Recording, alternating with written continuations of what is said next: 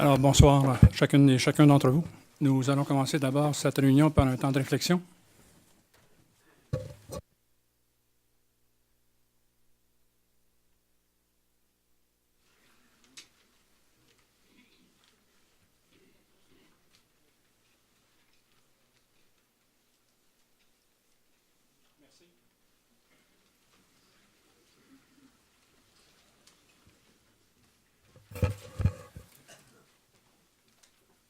Alors, nous avons quorum et vous avez reçu un projet d'ordre du jour. S'il vous paraît conforme, y a-t-il quelqu'un qui veuille en faire la proposition? Monsieur Boucher, appuyé par Madame Hudon. Est-ce que l'ordre du jour est adopté? Madame.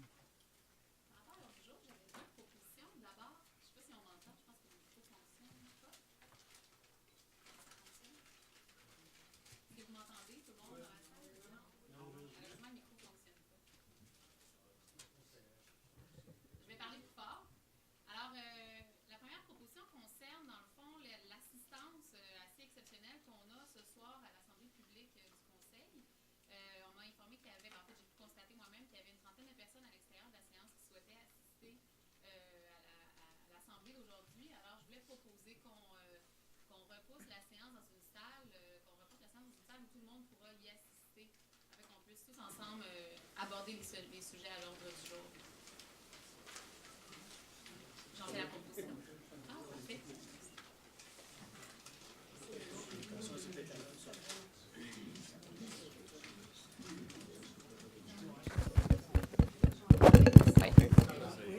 Oui, merci beaucoup. Et maintenant, il fonctionne. Alors, je faisais la proposition de déplacer la séance dans une salle où tout le monde pourra assister aux délibérations du Conseil et poser les questions qu'ils ont à poser, puisque nous avons une assemblée assez importante aujourd'hui, impressionnante, et qu'il y a plus de 30 personnes, m'informe-t-on, qui attendent à l'extérieur pour pouvoir s'intégrer aux discussions. Ben, je comprends, Madame, votre intervention, mais par ailleurs, à mon avis, il n'est même pas possible de reporter ailleurs la réunion. Elle a été convoquée pour ici. Et je pense qu'elle doit avoir lieu ici. Et ça a été fait, effectivement, par un avis public. Alors, je pense que nous allons maintenir la réunion ici. Est-ce qu'il y a possibilité d'arranger la salle pour peut-être accommoder des gens qui pourraient... Il ne s'agit pas tellement d'arranger la salle, c'est que la capacité physique de la salle a été déterminée à 94, et c'est pourquoi tout arrangement ferait qu'il y aurait trop de personnes dans cette salle. Donc, et pour des raisons de sécurité, nous n'avons pas le choix. Eh bien, j'en fais quand même la proposition pour cet ajout à l'ordre du jour. Je pense que c'est important que tout le monde... Ce n'est pas un ajout à l'ordre du jour, c'est une proposition de tenir une assemblée ailleurs. Alors, est-ce que quelqu'un appuie cette proposition de tenir l'assemblée ailleurs? Merci. Alors. Merci. Pour la deuxième proposition, je voulais réitérer la proposition que je fais depuis le début de mon mandat en 2009, de diffuser les séances du Conseil sur le web ou à la télévision. Donc, je voulais faire la proposition qu'on adopte une résolution en ce sens-là dans l'ordre du jour d'aujourd'hui. Mais j'ai pu constater que c'est déjà le cas, c'est-à-dire qu'on diffuse la séance du Conseil aujourd'hui sur le web. Alors, est-ce que ça importe pas qu'on ajoute une résolution à cet égard-là dans l'ordre du jour de ce soir? Nous avons... je vais voir s'il y a un appui à la proposition, mais je vais quand même vous donner un élément. Il y a effectivement captation de la rencontre. Elle sera prise intégralement et diffusée intégralement sur le site de la ville de Saint-Bruno de Montarville, et ce, pour les 3 prochaines rencontres de ce conseil. Et nous verrons au terme de ces 3 rencontres ce que cela donne, comment c'est reçu, etc. Et nous continuerons, s'il y a lieu, cette pratique. Et comment se fait-il que la décision a lieu alors qu'il n'y a pas de résolution à cet effet-là? Parce qu'effectivement, ce n'est pas une décision qui est définitive. Nous avons voulu faire l'expérience d'abord de cela et nous verrons bien. Alors, oui, mais je pense que ça prend une résolution pour aller de l'avant. C'est mon humble avis. C'est un humble avis, comme vous dites, et mon humble avis, quant à moi, est à l'effet que nous n'avons pas besoin d'une résolution ce soir. C'est une expérience que nous faisons et nous verrons bien. J'en prends note. Merci. Merci. Alors, est-ce que cet ordre du jour est adopté tel que proposé? Adopté. Sur division. Merci. Nous passons maintenant aux résolutions et règlements non approuvés par le maire à la suite de la séance précédente, le cas échéant. Il n'y en a pas. Approbation des procès-verbaux des séances ordinaires du 10 décembre. D'abord, celle du 10 décembre. Vous avez reçu ce projet de procès-verbal. Est-ce qu'il vous paraît conforme? Et si oui, est-ce que vous voulez en proposer l'adoption? Mme Josse. Appuyé par M. Baudouin. Est-ce que c'est adopté? Adopté. Merci. La séance, pardon. La séance extraordinaire les séances extraordinaires, c'est celle du budget, du 17 décembre, l'une ayant été tenue à 19h et l'autre à 19h30. Est-ce que quelqu'un va en faire la proposition? M. Arpin propose, appuyé par Mme Hudon. Est-ce que c'est adopté? Adopté. Nous en sommes maintenant à la période de questions. J'inviterai Mme Muriel Lausier-Lecourt.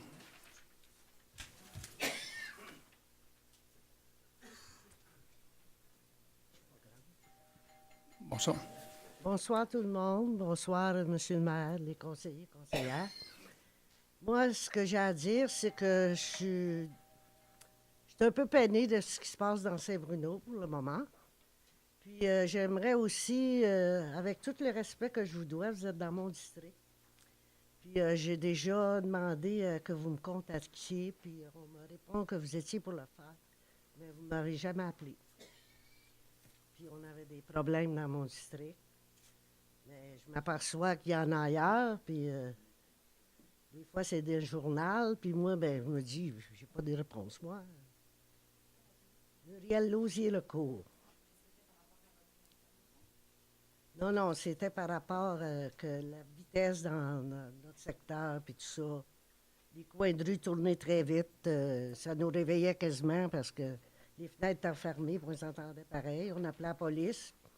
Mais les polices sont très occupées maintenant. Ils sont pas rien que dans Saint-Bruno.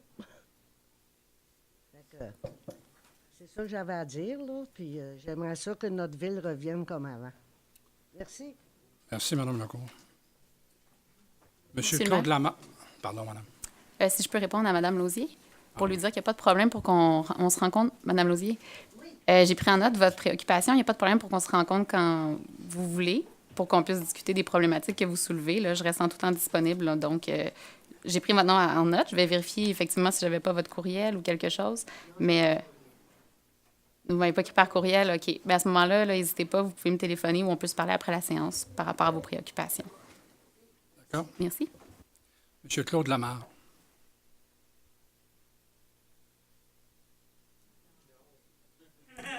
Monsieur Jacques Bédard.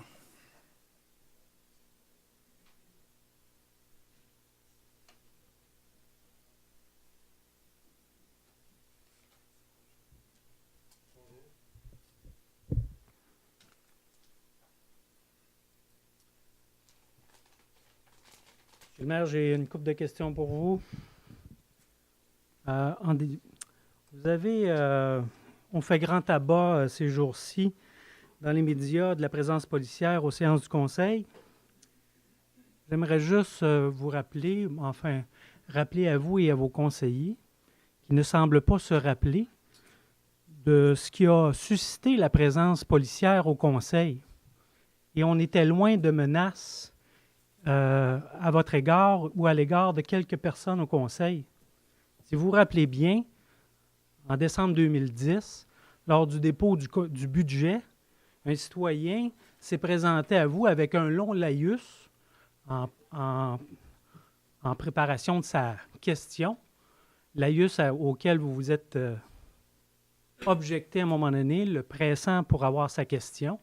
Vous avez levé l'Assemblée et vous êtes revenu avec la police. Ce gars-là, il ne vous a jamais menacé. La seule affaire qu'il a demandé, c'était de finir de lire son texte pour lequel il a été coupé à multiples reprises, le pressant de poser sa question. Je pense que ça, c'est important de le signaler à tous vos sympathisants. Ça, c'est la première question. La deuxième, ma première question, c'est est-ce que vous vous rappelez, vous, par rapport à vos conseillers, de ce fait? Je n'ai jamais levé d'assemblée ici. J'ai jamais levé d'assemblée. Non, mais riez pas, j'ai jamais levé d'assemblée. Oui, j'étais Ben, très obligée. voyons donc. Non, j'ai jamais levé OK. d'assemblée. Mais de toute façon, vous manipulez la vérité, on va en reparler. Mais ça, je vais vous revenir avec. J'aimerais Ça, je vais vous revenir avec des témoins. poser une question. C'est absurde ce que vous venez de dire. D'accord. Enfin. Concernant les expulsions, vous et Mme Juos, à la radio, avez mentionné que 3 expulsions ont été faites dans les derniers conseils. J'aimerais juste vous rappeler, monsieur, que pour avoir incité à avoir des réponses à mes questions, vous m'avez expulsé, ainsi que Guy Archambault, André Aymard à plus d'une reprise, Mario Fraser, Michel Desgagnés, Alexandre Lipchuk, puis un autre monsieur que je ne me rappelle pas, qui est venu ici une première fois, vous l'aviez ramassé cavalièrement, il n'est jamais revenu. La question? Ma question, c'est pourquoi continuez-vous dans les médias à envoyer des demi-vérités ou à manipuler la vérité quand vous savez très bien qu'il y a bien plus que 3 personnes qui ont été expulsées? Puis là, je ne parle pas d'à peu près la demi-douzaine, sinon plus, de personnes que la police a dû aller reconduire à son siège parce qu'il a obtempéré à un moment donné pour ne pas perdre l'Assemblée. Quand est-ce que ça va arrêter, ça? Ah, ça va arrêter quand on ne franchira plus la démesure. Non, je vous Et à parle chaque- de la manipulation de la vérité. Non, Changez non, pas la non, question, là. Non. J'ai les 3 dont j'ai parlé, ce sont celles qui sont survenues au mois de décembre.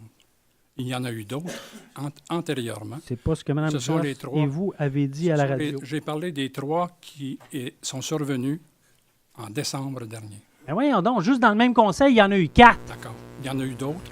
Il y en a eu 3 à ce moment-là. Alors, OK. Fait que là, c'est moi qui fabule. je ne sais pas si Ben vous oui. fabulez, OK. mais c'est... Ah, Vous avez c'est une autre question? fantastique. Alors vous manipulez pas la vérité. Que dites-vous? Que pensez-vous? Et je reviens sur ce que Mme Hudon a dit lors de la dernière séance du Conseil, quand elle, pour manifester son autorité par rapport au milieu naturel, et etc., est allée dire qu'à multiples reprises, elle s'est objectée à des activités nautiques et de plein air, style camping, dans le parc national du Mont-Bruno. Ma question est, comment pouvez-vous expliquer qu'une de vos conseillères dise une absurdité semblable à une population qui est plus ou moins au courant que le parc national est un parc de juridiction provinciale, puis qu'elle n'a rien à dire là-dessus? Puis ça, là, convaincu de son affaire. Oui. Alors, merci. Bien, c'est à vous que je pose la question, là. Non, mais Madame va répondre. Madame Hudon. Alors, M. Bédard, si j'ai affirmé ça, c'est parce que je l'ai fait comme membre de la table d'harmonisation du Parc national du Mont-Saint-Bruno, sur lequel je siège depuis 3 ans, et où on a eu à quelques occasions l'année dernière à discuter de la planification stratégique pour le Parc national. Alors, vous pourrez demander, vous pourrez faire toutes les enquêtes que vous voulez, vous pourrez demander à des membres qui siègent à la table d'harmonisation. Vous n'y étiez pas, et les membres qui siègent à la table pourront vous dire que quand on a parlé d'activités nautiques sur les lacs, je m'y suis opposée pour la simple raison que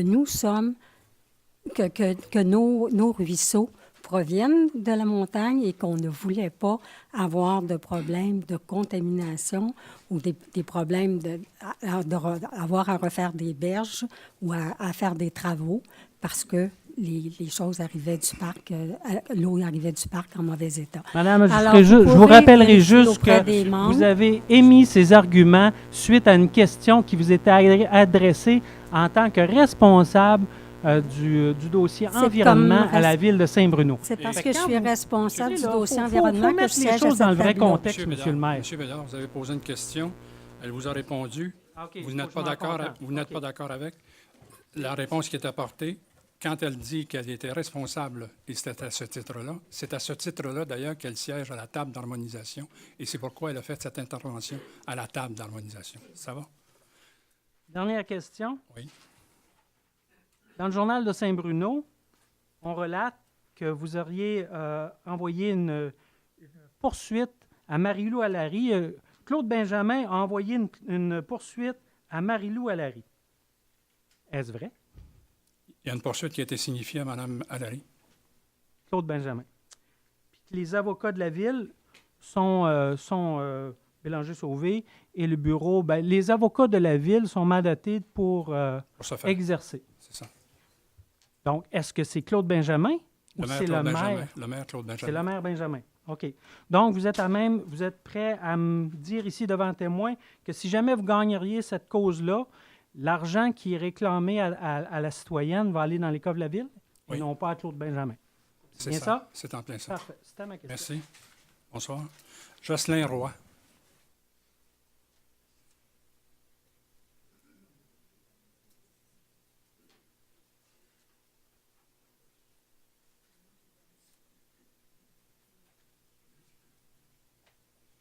Bonsoir. Bonsoir, conseillers, conseillères, citoyens, citoyennes. Au mois de décembre dernier, la plupart du temps que le facteur passait, c'était pour des cartes de Noël. Et, il y a eu une journée comme ça où on a reçu une lettre de l'Alliance municipale qui était signée par son chef. Et puis, une lettre de 2 pages qui était intéressante. Si vous me permettez, je vais en lire seulement un petit extrait où ça disait... Depuis novembre 2009, nos adversaires politiques ont fait le choix de critiquer et d'attaquer à maintes reprises les décisions que nous avons prises, du moins certaines d'entre elles. C'était là leur droit. Toutefois, le caractère acerbe de leurs critiques m'a semblé fort déplorable. J'ai trouvé tout particulièrement regrettable et malsain le ton et la manière qu'ils ont empruntés au cours des réunions du conseil municipal. Les débordements répétitifs de certains personnages furent déplorables et exécrables. À quelques occasions, il nous a fallu recourir aux policiers pour expulser certains individus qui perturbaient l'ordre public. Pourtant, les avertissements et les appels au calme ont été nombreux, mais sans effet chez certains. Les cris, les vociférations, les injures, les blasphèmes et les doigts d'honneur n'ont pas fait défaut. Pour eux, j'estime qu'aucun désaccord sur la gestion qui est la nôtre ne justifie le recours à de tels moyens qui ont été utilisés ailleurs, à des époques où le fascisme était triomphant. Là, je dois vous dire que j'ai pris une petite pause quand j'ai lu ça. Fascisme, ce n'est pas un terme qu'on entend très, très souvent. J'ai sorti le dictionnaire, ça faisait longtemps que j'avais quitté l'école. Et dans le dictionnaire, ça peut être très long, mais il y avait quand même, dans l'introduction de la définition du mot, il y en avait 3. Il y en a une qui se dit que le fascisme est un régime établi en Italie de 1922 à 1945, fondé sur la dictature d'un parti unique, l'exaltation nationalisme et le corporatisme. Bon, c'est pas à ça que M. Benjamin fait référence, c'est sûr. La deuxième, doctrine ou tendance visant à installer un régime autoritaire, rappelant le fascisme italien, ce régime lui-même. Non, c'est pas à ça qu'il fait allusion non plus. La troisième définition, là, je vais refaire le lien avec votre lettre. Ça dit « Le fascisme est une attitude autoritaire, arbitraire, violente et dictatoriale imposée par quelqu'un à un groupe quelconque et à son entourage. » Là, je suis retourné dans l'extrait de votre lettre et je me suis demandé à quoi vous faisiez allusion. C'est ma question. Donc, à quoi vous faites allusion? Est-ce que vous faites allusion aux individus qui perturbent l'ordre public ou est-ce que vous faites allusion aux recours qui ont été utilisés par vous, c'est-à-dire la police? Alors, c'est sûrement la première partie plutôt que la deuxième partie. Et vous savez que lors du règne de Mussolini, les citoyens, vous savez très je bien... n'évoquais pas nécessairement M. Mussolini. Le fascisme, c'est J'évoquais Mussolini. tout simplement ceux qui ont utilisé dans l'histoire des moyens qui visaient à noyer ce que les autres avaient à dire en vociférant plus fort que les autres, en interdisant la parole aux autres et en utilisant toutes sortes de façons pour empêcher, dans le fond, la libre expression des personnes. Moi, je trouve ça fort dommage qu'on identifie certains citoyens à des fascistes. Je trouve ça fort déplorable. Moi aussi. Merci. Au revoir. Monsieur Serge Moquin. Bonsoir. Bonsoir, M. le maire. Bonsoir, messieurs et madame les conseillers et conseillères. Je ne pensais pas avoir à reprendre la parole ce soir. La première fois, je pense que j'ai pris la parole au conseil, en tout cas dans date de l'été dernier, où j'avais posé des questions. Malheureusement, j'ai dû à quelques reprises revenir pour reposer la question, compte tenu qu'on ne m'avait pas donné la réponse. Le mois dernier, on m'a donné une réponse. Mais je pense que les événements continuent à se bousculer. D'ailleurs, on le voit par l'intérêt, par le nombre de personnes qu'il y a ce soir dans la salle, que, effectivement, l'histoire avance. Moi, je voulais revenir sur deux éléments, deux événements qui ont eu lieu au mois de janvier. Je vais commencer peut-être par le plus récent. J'ai appris la semaine dernière, comme beaucoup d'autres, que le maire de Saint-Bruno poursuivait une de ses concitoyennes, Mme Valérie, qui est porte-parole d'un mouvement pour la défense des milieux naturels. Comme je l'ai dit dans mes interventions précédentes, c'est sûr qu'on peut avoir des opinions politiques différentes par rapport au développement, puis ça fait partie de la vie démocratique de toute société, de pouvoir émettre des opinions, de pouvoir défendre des points de vue. Et je crois que jusqu'à maintenant, le mouvement qui a défendu les milieux naturels l'a fait de façon civilisée, en participant dans les débats démocratiques qu'il y avait ici, en amenant des questions, en soulevant des points de droit, en utilisant les moyens démocratiques qu'on a dans notre société pour faire valoir ces questions-là. Je vous avouerai que là, on s'attaque à une porte-parole. Puis je vais vous dire, je suis profondément choqué de la manière dont ça se fait et qu'on aille à ce point-là, en utilisant ces moyens-là.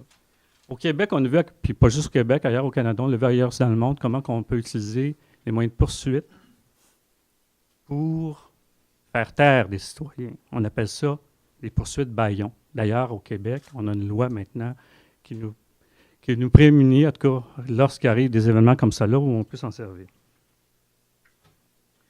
Moi, ma question, c'est en quoi cette poursuite n'est pas une poursuite bâillon?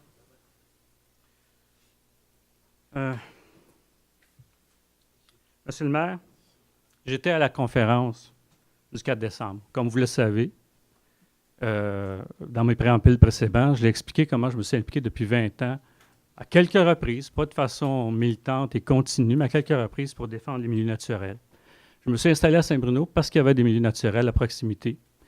Et je continue à prétendre que la majorité des gens à Saint-Bruno, c'est une des qualités, c'est une des raisons pour lesquelles ils sont restés à Saint-Bruno, qui sont venus à Saint-Bruno, et que tranquillement, Saint-Bruno est en train de se transformer et on est en train de perdre le milieu naturel, et donc que des gens qui défendent ce milieu naturel-là, moi, je pense qu'ils ont une légitimité.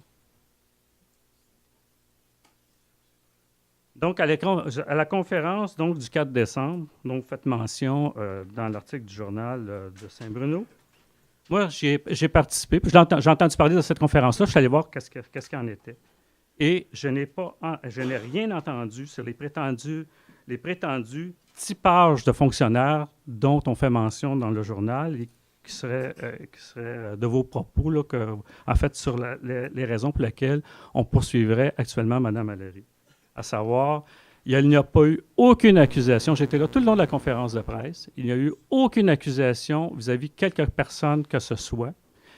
Il y a eu, effectivement, dans cette conférence de presse, comme vous l'aviez soulevé même précédemment en fin décembre, en tout cas au cours du mois de décembre, effectivement, que reprise d'éléments qui étaient déjà connus publiquement, qui avaient déjà été amenés au cours de la dernière année et demie, et que donc ces éléments-là étaient rassemblés et qu'effectivement, lors de cette conférence de presse-là, les gens qui faisaient la conférence, finalement, disaient qu'elle allait déposer ces éléments-là factuels, OK, à l'UPAC, OK, pour qu'il y ait une enquête, parce qu'effectivement, on soulevait des points par rapport au déroulement, particulièrement par rapport au dossier des hirondelles, là, du voisin des hirondelles, qui posait effectivement problème.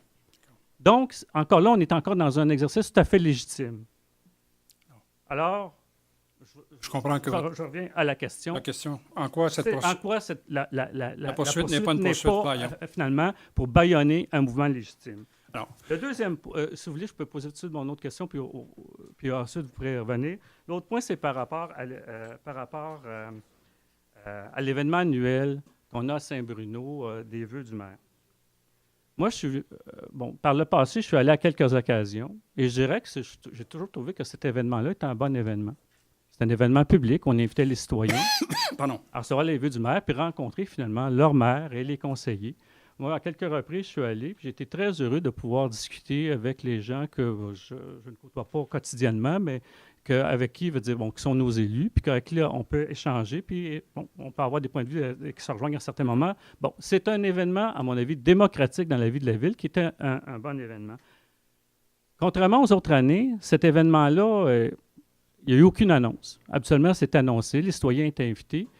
Là, en fait, moi, je suis allé parce que, je sais que c'est le dimanche des rois, là, c'est à ce moment-là qu'on est reçu régionalement. Je vais aller voir, tout d'un coup, qu'il y en a. Effectivement, il y avait un événement. En fait, je me suis rendu compte que c'était quasiment rendu un événement semi-privé. Là, la question que je me pose par rapport à ça, c'est que, en fait, moi, je trouve que c'est à quelque part, je suis entré, puis là, je me suis rendu compte que je pouvais y être de cet événement-là, parce que, les citoyens ne sont plus invités à un événement comme celui-là. Alors, je me suis posé des questions relativement à ça. Une chose pour moi est certaine, c'est que là, en transformant cet événement-là en événement semi-privé, le citoyen a moins sa place. Et la question que ressort de cet événement-là et des deux autres, c'est est-ce que ce ne serait pas révélateur, ces deux événements-là, que finalement, on commence à avoir un manque de considération du maire envers ses citoyens? D'accord. Je vous remercie, M. le maire. Alors, à votre première question, d'abord, je pense qu'il y a des éléments qui vous ont échappé lors de la conférence de presse dont vous parlez. D'abord, le regroupement, qu'il ait fait une lutte de façon civilisée, comme vous le dites, et avec des moyens démocratiques, j'en conviens, et je n'ai jamais dit le contraire. Par ailleurs, ce n'est pas le regroupement que j'attaque, ce n'est pas le mouvement que je dénonce lors de l'émission d'une poursuite suite à une mise en demeure. C'est tout simplement des déclarations faites par celle qui est le porte-parole de ce regroupement. Et je pense que les déclarations de cette personne sont allées trop loin et je n'ai pas l'intention de me prononcer sur le fond plus avant, mais tout simplement vous dire que la mise en demeure qui a été faite permettait une rétractation. Elle n'a pas été faite et j'ai dû, à ce moment-là, demander à nos procureurs d'aller à l'étape suivante. Que vous n'ayez pas entendu un certain nombre de choses, vous ne pouviez pas les entendre parce qu'elles ont été faites à un journaliste, mais la première, elle a été faite devant la télévision elle-même et vous pourrez, lors du procès, s'il y a procès, vous pourrez vous-même constater que ce que j'ai affirmé dans cette mise en demeure et dans cette poursuite est fondé. C'est tout ce que je peux dire là-dessus. Et ce n'est pas une poursuite bâillon. Une poursuite bâillon, habituellement, ce sont des poursuites où les gens exigent des sommes d'argent considérables en essayant de faire peur à ceux qu'ils tentent de poursuivre. Les montants qui sont là sont les montants minimaux et qui nous paraissent normaux et corrects. Mais pour ce qui est de vouloir faire taire, c'est non. Et vous verrez bien lors du procès en question. Pour ce qui est de la deuxième question, l'événement annuel des vœux du maire, nous procédons habituellement toujours de la même façon. D'une part, nous envoyons à tous les membres il n'y a pas d'invitation personnelle faite aux citoyens de Saint-Bruno. Nous envoyons des lettres d'invitation aux membres des comités et commissions de la ville. Deuxièmement, des organismes communautaires de la ville. Troisièmement, nous transmettons à tous les nouveaux citoyens de la ville pour permettre une meilleure intégration, une invitation personnelle parce qu'il y a un nombre limité de gens auxquels nous pouvons nous adresser. Et ils sont invités à ce moment-là et cette année, un bon nombre d'entre eux étaient là. Vous avez pu le constater vous-même, d'ailleurs, vous étiez présents. Pour ce qui est et vous avez pu vous livrer à des échanges que vous souhaitiez et j'ai pu constater que vous avez eu de tels échanges. Pour ce qui est d'une omission qui a été faite, c'est celle des pancartes qui habituellement sont aux entrées de ville. Et nous avons constaté, malheureusement trop tard, que ces pancartes étaient désuètes et n'étaient plus fonctionnelles et que nous n'avons pas pu les afficher. Nous le regrettons fortement. Mais ça n'était pas de notre faute. Et ces pancartes reviendront l'an prochain sur aux entrées de ville de Saint-Bruno. Un autre incident était survenu juste avant que l'événement ait lieu. L'invitation qui devait être envoyée avant les fêtes aux membres du conseil, malheureusement, était restée sur la table d'une secrétaire. Et quand j'avais demandé à ce moment-là d'envoyer l'invitation, mais l'invitation a été mise dans ce qu'on appelle les pigeonniers de chacun des membres du conseil. Et j'ai constaté à mon retour, ayant à déposer un document dans le dossier de M. Harpin, j'ai constaté que l'avis était resté là. Alors j'ai demandé qu'un simple rappel soit fait aux membres du conseil pour rappeler que l'événement avait lieu. Cette année, par rapport à ce que vous disiez tantôt, une semaine plus tôt que habituellement, parce qu'on s'est aperçu que ça allait un peu trop loin dans la période de janvier.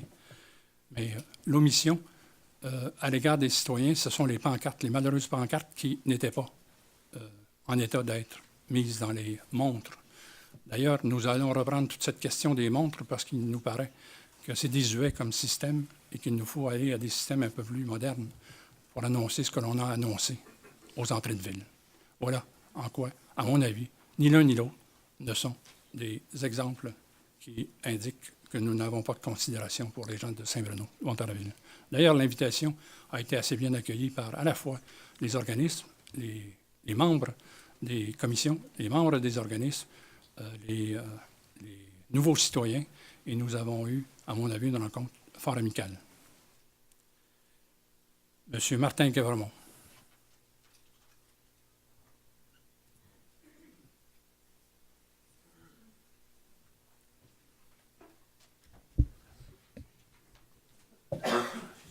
Bonsoir. Bonsoir.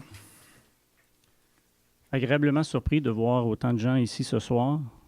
Aussi agréablement surpris de la discipline des gens. L'ouverture des portes qui était quand même relativement plus tôt que d'habitude, mais je suis impressionné. 60 personnes assises à 6h30, 30 minutes avant l'événement. C'est du jamais vu, du moins dans les 2 ans et demi que je viens ici.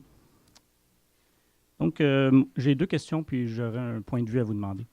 Première question, c'est au sujet du changement de zonage de la forêt des Sacré-Cœurs, qui est juste au nord du pensionnat, le 20 hectares là, en forêt, qui est passé de parc à résidentiel en 2009, lors de l'adoption du plan d'urbanisme. Si je fais des faits incorrects, vous me le corrigerez. Donc, on voulait demander à quelques reprises ici au Conseil de clarifier, à savoir qui a demandé ou effectué ce changement de zonage-là. On a eu quelques réponses diverses, mais on n'a jamais eu vraiment le qui. Qui a demandé ou effectué ce changement de zonage-là? Et bien, en fait, pourquoi est-ce que le Conseil l'a approuvé? Madame. Alors, le changement de zonage a été fait, on vous l'avait dit au début, pour se conformer au schéma d'aménagement. De l'agglomération de Longueuil, oui. C'était pas vrai. En fait, tout le plan d'urbanisme devait être en fonction, en fait, devait s'accorder avec le schéma d'aménagement de Longueuil. Et c'est pas vrai. Excusez, attendez. La réponse qui a été donnée, c'était après coup. Okay. L'agglomération a dit qu'effectivement, il y aurait eu possibilité de le conserver, mais que la décision revenait au Conseil, tout simplement. Sur le coup, mais ils n'ont jamais fait la demande. C'est important de clarifier. Ils n'ont jamais demandé de changer. À l'intérieur du plan total du plan d'urbanisme. Oui, je comprends ça. Voilà. Bon. Votre deuxième question, c'était... pourquoi est-ce que vous l'avez approuvé? Bon, alors, on l'a approuvé, je vous l'ai expliqué déjà au préalable, pour finalement clarifier ou en fait rendre conforme les 3 maisons qui étaient déjà là. C'est-à-dire pour venir, étant donné qu'il y avait déjà 3 maisons on a décidé d'aller de l'avant avec un zonage résidentiel pour conformer les trois maisons en question. Oui, qui ne sont pas sur les 20 hectares, on s'entend.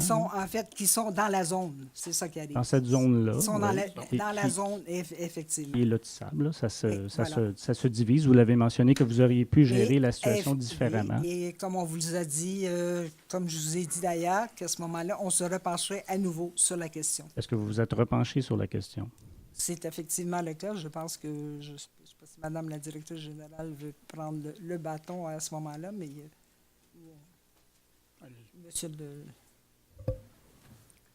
On a, avec le contact des citoyens, avec le contact des citoyens, avec la lettre pour les terrains. Pardon, je n'entends pas. Non, c'est correct, excusez.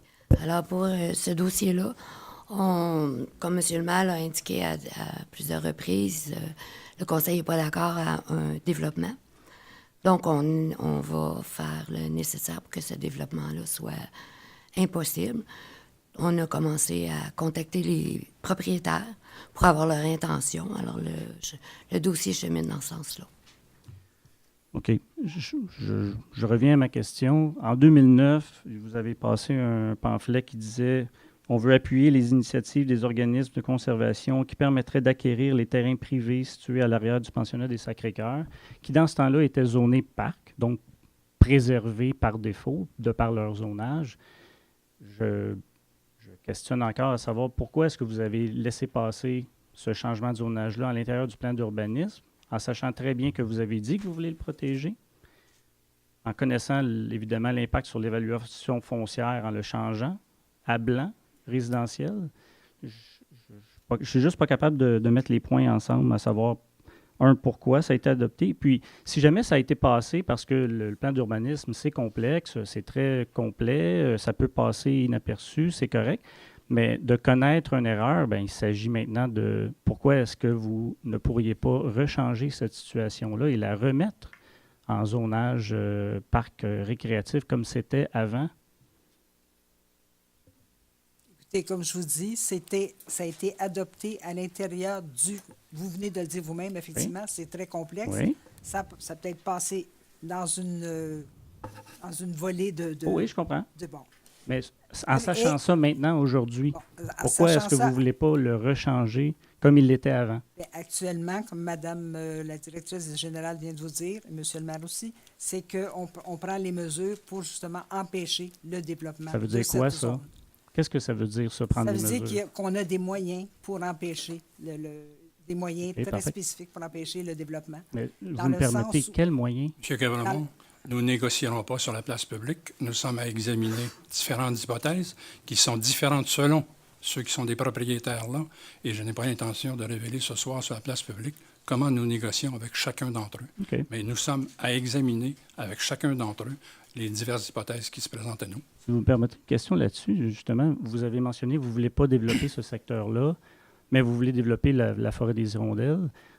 Qu'est-ce qui fait que vous avez choisi la forêt des Sacré-Cœurs, qui est un territoire qui ne devrait pas être développé, qui en principe est plus proche des voies rapides et plus grand? Donc, selon votre commentaire sur l'importance de développer la forêt des Hirondelles, c'est les nouvelles entrées de taxes. Il n'y a pas nécessairement d'espèces menacées, du moins qu'on le connaisse aujourd'hui, sur la forêt des Sacré-Cœurs. Contrairement aux Hirondelles, où est-ce que c'est adjacent au parc aussi, il y a des espèces menacées, c'est un plus petit territoire, donc taxes municipales potentiellement moins élevées. Qu'est-ce qui fait que vous avez décidé de développer ce territoire-là versus les Hirondelles versus les Sacré-Cœurs? Oui, les raisons données pour la futaie oui. Ont été exposées ici en long et en large les nouvelles taxes. À maintes reprises. Oui. Et je n'ai pas l'intention de revenir là-dessus. Pour ce qui est du pensionnat Sacré-Cœur, moi, je prends les problèmes au fur et à mesure qu'ils se présentent, et celui-là se présente maintenant, et nous tentons de le régler de telle sorte qu'il n'y ait pas un développement domiciliaire là. OK, donc gestion quotidienne versus vision long terme. Non, oui. Deuxième question, c'est au sujet de vos rencontres avec M. Massicotte concernant la futaie, et puis donc dans la forêt des Hirondelles. On a déjà parlé longuement de la première rencontre que vous avez eue en 2006 avec M. Massicotte et Mme Joas, il y était M. Larose, je pense, directeur de l'urbanisme, etc. Ça, c'est correct. Mais la deuxième rencontre, vous avez dit que vous l'avez rencontré une deuxième fois, en 2011, Ouais. à votre demande, qui était pour justement juste lui demander, en fait, lui laisser savoir que la Ville avait approuvé son projet. Que nous allions l'approuver et que, Oui. à la réunion suivante, et que nous entendions savoir tout à fait de sa part à lui s'il entendait toujours poursuivre avec ce projet, parce que je n'avais pas l'intention de venir au Conseil s'il n'avait plus l'intention de le faire. Mais il semblait, et on me donnait des garanties comme quoi monsieur le sénateur Massicotte était prêt à procéder, et c'est tout ce que j'ai fait avec. La rencontre a duré à peu près 20 minutes. OK. Est-ce que vous rencontrez tous les promoteurs lorsqu'il est temps d'approuver un projet? Vous savez que au la Conseil? réponse très bien à ça, je vous ai répondu à ça maintes fois.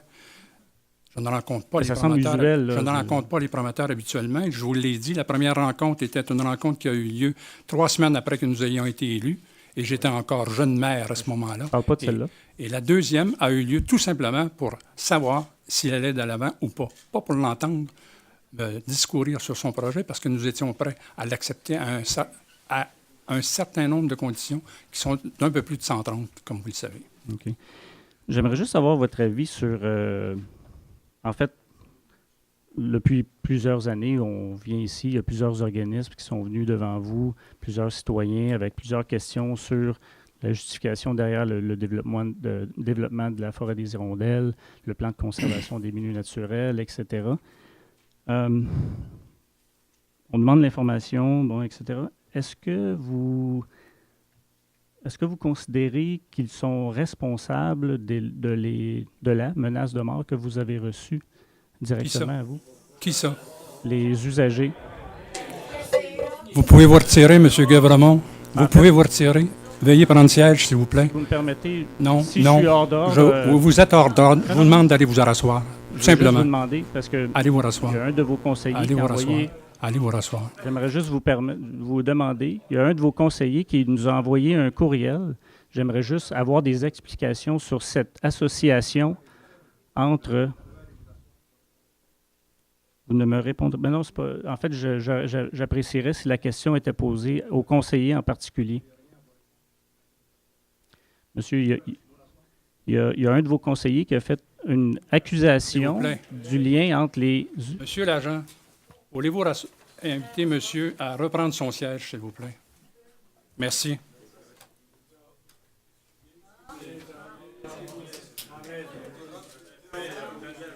Merci.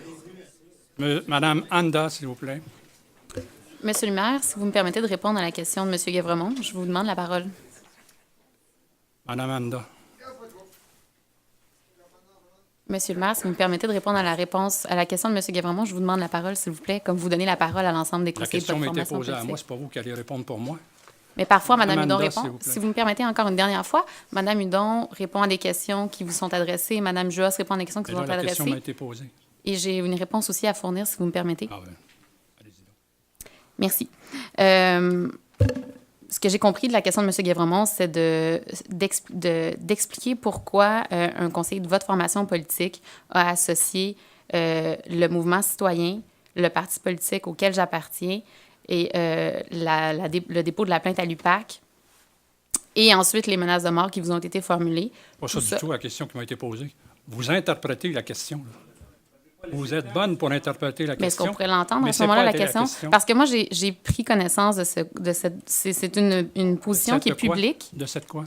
Une position publique d'un conseiller de votre formation politique qui associe les menaces de mort, qui ne sont pas surprenantes vu les prises de position de vos citoyens en séance publique. Alors moi, je demanderais à ce que ce conseiller se rétracte par rapport à cette allusion qu'il fait à l'implication de vos citoyens, parce que l'implication, elle est légitime. Puis je pense qu'il ne faut pas commencer à jeter le blâme sur les gens de la population de Saint-Bruno. Je vais vous répondre là-dessus que je vais revérifier la déclaration du conseiller en question et on verra. Parfait, merci beaucoup. Merci. Madame Manda, s'il vous plaît. Bonsoir, Monsieur le maire. Bonsoir. Mesdames et messieurs les conseillers, j'avoue, je suis un peu attristée par l'ambiance ce soir. Ça fait un moment que je ne suis pas venue au conseil de ville et je suis attristée par l'ambiance. J'aimerais vous poser, s'il vous plaît, quelques questions au sujet des écosystèmes forestiers limitotrophes à notre parc national du Mont-Saint-Bruno. Vous vous rappelez que je suis citoyenne de Saint-Bruno, mais dans ma vie professionnelle, je suis professeure au département des sciences biologiques à l'Université du Québec à Montréal. Je détiens une expertise dans les écosystèmes forestiers et en particulier, mon équipe travaille sur le rôle de la biodiversité dans le fonctionnement des écosystèmes. Alors, j'ai un intérêt particulier pour la biodiversité. Et entre autres, pour cette raison, je suis consciente que quand on regarde notre diversité biologique, on a des espèces qui peuvent être, bon d'ailleurs, comme dans une société, hein, on a certaines espèces avec certains traits et d'autres espèces avec d'autres traits. On a des espèces très vigoureuses, parfois agressifs, qui peuvent être nuisibles, envahissantes, hein, comme peut-être vous avez vu ça au cours, à côté des autoroutes, des espèces qui viennent souvent d'un autre habitat, qui n'ont pas de compétitrices et qui peuvent coûter des milliards de dollars en dommages. Des espèces qui posent problème. Et puis, de l'autre bord, on a à l'autre bord du spectrum des espèces, en fait, qui sont plus timides, plus rares, plus vulnérables. Ce sont typiquement des espèces avec une croissance lente, qui requièrent des conditions particulières, qui vivent, qui doivent pousser dans un habitat qui est en train de disparaître.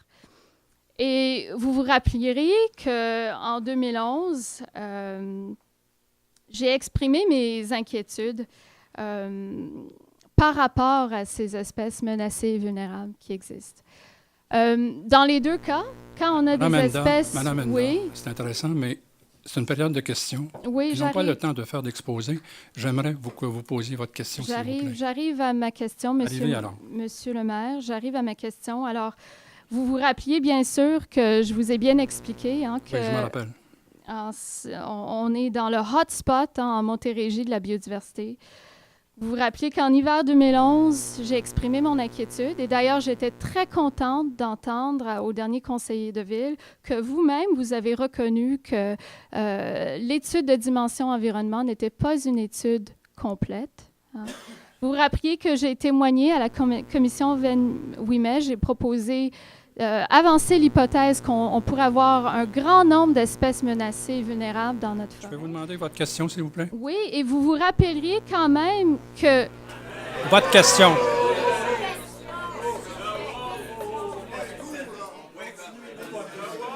Alors, je vous demande votre question, madame. D'accord. Monsieur le maire, est-ce que vous pouvez demander au public de se taire, oui. s'il vous plaît, pour que je puisse parler? Oui, merci. Mais posez votre question, s'il vous plaît. Merci. Alors, j'aimerais comprendre le sens de votre intervention le 10 décembre au dernier conseil de ville, quand vous avez expliqué, et je cite, « une plante qui pose problème ». Est-ce que vous pouvez m'expliquer, moi, comme biologiste, je vous ai expliqué, il y a des espèces qui sont nuisibles, qui posent problème, il y en a d'autres qui sont menacées, rares, vulnérables, et comme société, on a créé des lois pour les protéger. Pour moi, la chose, elle est très claire. Pourriez-vous m'expliquer, s'il vous plaît, comment est-ce qu'une espèce menacée pose problème? Non, elle ne me posait pas problème. C'est ce que vous avez dit? Non. Vous avez dit il y a une plante qui pose problème. Non, il semble qu'il y a, d'après le dernier rapport que j'ai pu voir, qu'il y a effectivement une plante qui pose problème à un endroit, dans le sens qu'elle pose la question que vous posiez et qu'il faut se pencher là-dessus. C'est tout. Je n'ai pas dit qu'elle posait problème dans le sens que vous l'avez entendu. Je dis tout simplement, effectivement, il faut examiner cette plante qui est là. D'accord. C'est tout. Alors, j'imagine l'examination, ce que vous m'avez expliqué, l'examen de cette plante se fait à travers le processus du certificat d'autorisation qui a été demandé de la part de la Ville. Est-ce que vous pouvez nous donner, s'il vous plaît, des nouvelles concernant votre demande? Je n'en ai pas. J'attends toujours que le ministère prenne une décision. Ça prend longtemps, hein? Oui. Est-ce que vous pouvez nous expliquer, c'est depuis quand? Non, moi, je suis capable d'expliquer des choses pour la Ville. Pour le ministère, je suis incapable d'expliquer quoi que ce soit. D'accord. Oui, non, tout simplement, combien de temps est-ce qu'on attend maintenant? Ah, demandez ça au ministre.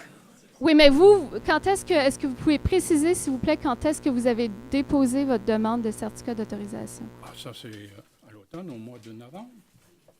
Pardon? Ah, le 1er mai, je m'excuse, je perds la notion du temps. Le 1er mai. Le 1er mai 2012? 12. Le 1er mai 2012, OK. Il faut être patient. Apparemment, il faut être patient, oui. Ils doivent être en train d'examiner la plante sous toutes ses coutures. Vous prenez pas ça au sérieux, Monsieur le maire? Que ça prenne autant de temps? Non. Vous prenez pas ça au sérieux? Non, quand ça prend du temps comme ça, je comprends pas. Qu'est-ce que vous comprenez pas? Ça prend autant de temps. Non, mais avez-vous une autre question? Parce oui, que franchement... j'aimerais vous demander, s'il vous plaît, pourquoi est-ce que vous ne retirez pas votre demande de certificat d'autorisation? Non, je la retire Parce pas. que, en fait, ça serait une solution... Je vais attendre de connaître le dénouement. Le dénouement. C'est ça. D'accord. Je vais avoir la décision du ministère. D'accord. Voilà. Et j'aurais une dernière question pour vous, s'il vous plaît. Ah oui. Oui, oui, oui. D'accord. Alors, madame, s'il vous plaît. S'il vous plaît, s'il vous plaît, s'il vous plaît, s'il vous plaît, s'il vous plaît. Madame Anda. Oui, merci, Dernière Monsieur question. le maire. Ma dernière question, c'est est-ce que vous envisagez d'amender le plan de conservation de la ville qui est basé sur cette étude que vous avez vous-même indiquée était pas complet ou n'est pas la meilleure qui soit? Est-ce que vous envisagez pas d'amender notre plan de conservation pour inclure le boisé des hirondelles dans le cas que le dénouement se présente comme étant négatif, ce qui est peut-être fort le cas, parce que la loi, elle est très claire là-dessus, Monsieur le maire. Alors, on va procéder dans l'ordre. On va attendre la décision du ministère et on verra après. Vous allez voir après. Mais est-ce que c'est une option que vous pouvez garder sur la table, d'amender... Des amendements au plan? L'amendement en particulier pour inclure toutes les forêts limitotrophes du parc pour être en capacité de le déclarer comme bois d'intérêt métropolitain et l'incorporer dans la ceinture verte. L'hypothèse d'amender le plan a été mise de l'avant dès le moment où nous l'avons adopté, à savoir que s'il y avait lieu, nous amenderons le plan. Nous verrons. D'accord. Ben, j'espère que vous verrez que cette plante peut-être pose pas problème. Peut-être elle pose aussi une solution, Monsieur le maire. D'accord. Monsieur Alain Fréchette. Monsieur Alain Fréchette, s'il vous plaît.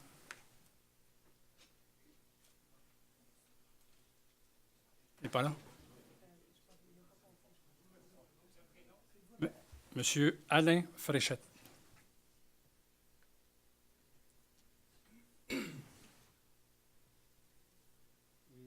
Bonsoir. Deux petites suggestions et deux petites questions très rapides. Pour les deux suggestions, c'est, comme vous savez, tout le monde, l'électronique est très populaire, donc tout le monde change les télévisions, change les ordinateurs et tout. La Ville offre déjà un service qui est très bien à l'éco-centre pour le recyclage de tout matériel informatique, téléviseur et compagnie. Alors, chaque semaine, on retrouve dans les vidanges... on peut s'équiper tous les semaines parce qu'il y a toujours des téléviseurs et tout. Je me demandais tout simplement, est-ce qu'il n'y a pas moyen, comme on fait déjà avec les rebuts de construction, de demander, en fait, d'obliger les citoyens qui veulent se débarrasser de leurs anciens appareils électroniques, de les demander d'aller l'apporter à l'éco-centre? Mais c'est fait à maintes reprises et ça a été fait dans maintes publics. C'est très appliqué. Et je viens de recevoir, effectivement, et ça va me faire plaisir de vous le faire tenir cette semaine, je viens de recevoir le rapport du groupe qui est chargé de recycler cela. Parce que, au cas où vous ne le sauriez pas, les gens sont invités à aller déposer à notre éco-centre. Oui, c'est ça que je veux dire. Mais c'est pas jeté, c'est pas jeté. Oh non, je le sais. Je vous encourage, je suis très content de ça. Ce que j'essaie de dire, c'est que l'application de ce je ne sais pas si c'est un règlement qu'on doit le faire. Il n'y a pas de règlement. Il n'y a pas de règlement, mais l'application, elle est fantastique.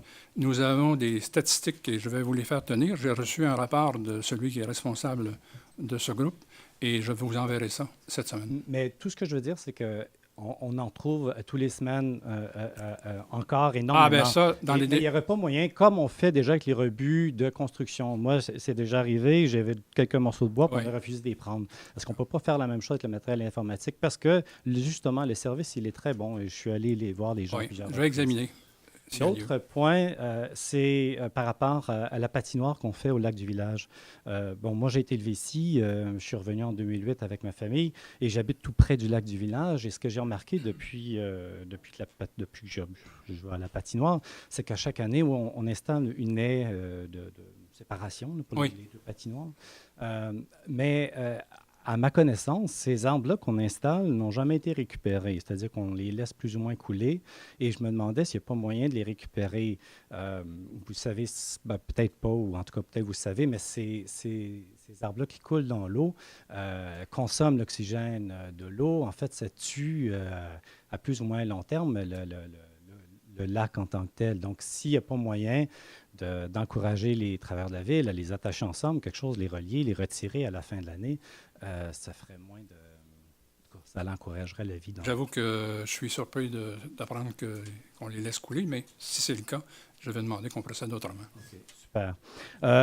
Monsieur le maire, si vous me permettez, monsieur le maire, puis il y a quelques citoyens ici qui peuvent peut-être m'appuyer, c'est qu'ils sont enlevés, ils sont recyclés, ils sont déchiquetés pour le compost. J'aimerais le croire, mais dans les 3 dernières années que j'habite tout près et que je passe à côté du lac quasiment tous les jours en marchant, c'est pas tout à fait toujours le cas. Donc, je ne sais pas si on le fait après qu'ils ont coulé ou quand on le fait, mais ils sont carrément dans l'eau. Là. Sont enlevés. Il y a quelques gens des travaux publics qui sont ici. Non, c'est super si on le fait, mais oui, peut-être censurer. C'est tout dépendant comment la saison se termine. Oui. Des fois, la saison, ça se termine abruptement. Mais sont attachés dans la base, en tout cas, c'est pas grave. Je vais vérifier exactement ce qui est fait et je vais communiquer avec vous. Les deux questions, c'est dans votre plan de conservation, vous mentionnez qu'il y aurait un comité de concertation, un comité de consultation pour les milieux humides au sud de la 116 qui allait être établi, qui allait comprendre les citoyens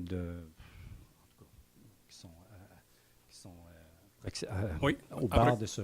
Et des citoyens autres de la ville qui ont un intérêt. Est-ce que ce comité a été créé? Est-ce qu'il y a moyen d'y participer? Comment ça fonctionne? C'est quoi les démarches? Le comité va être créé incessamment et effectivement, nous avons invité en partie des citoyens qui demeurent tout près de cette zone et une lettre leur a été adressée à chacun tout dernièrement. Okay.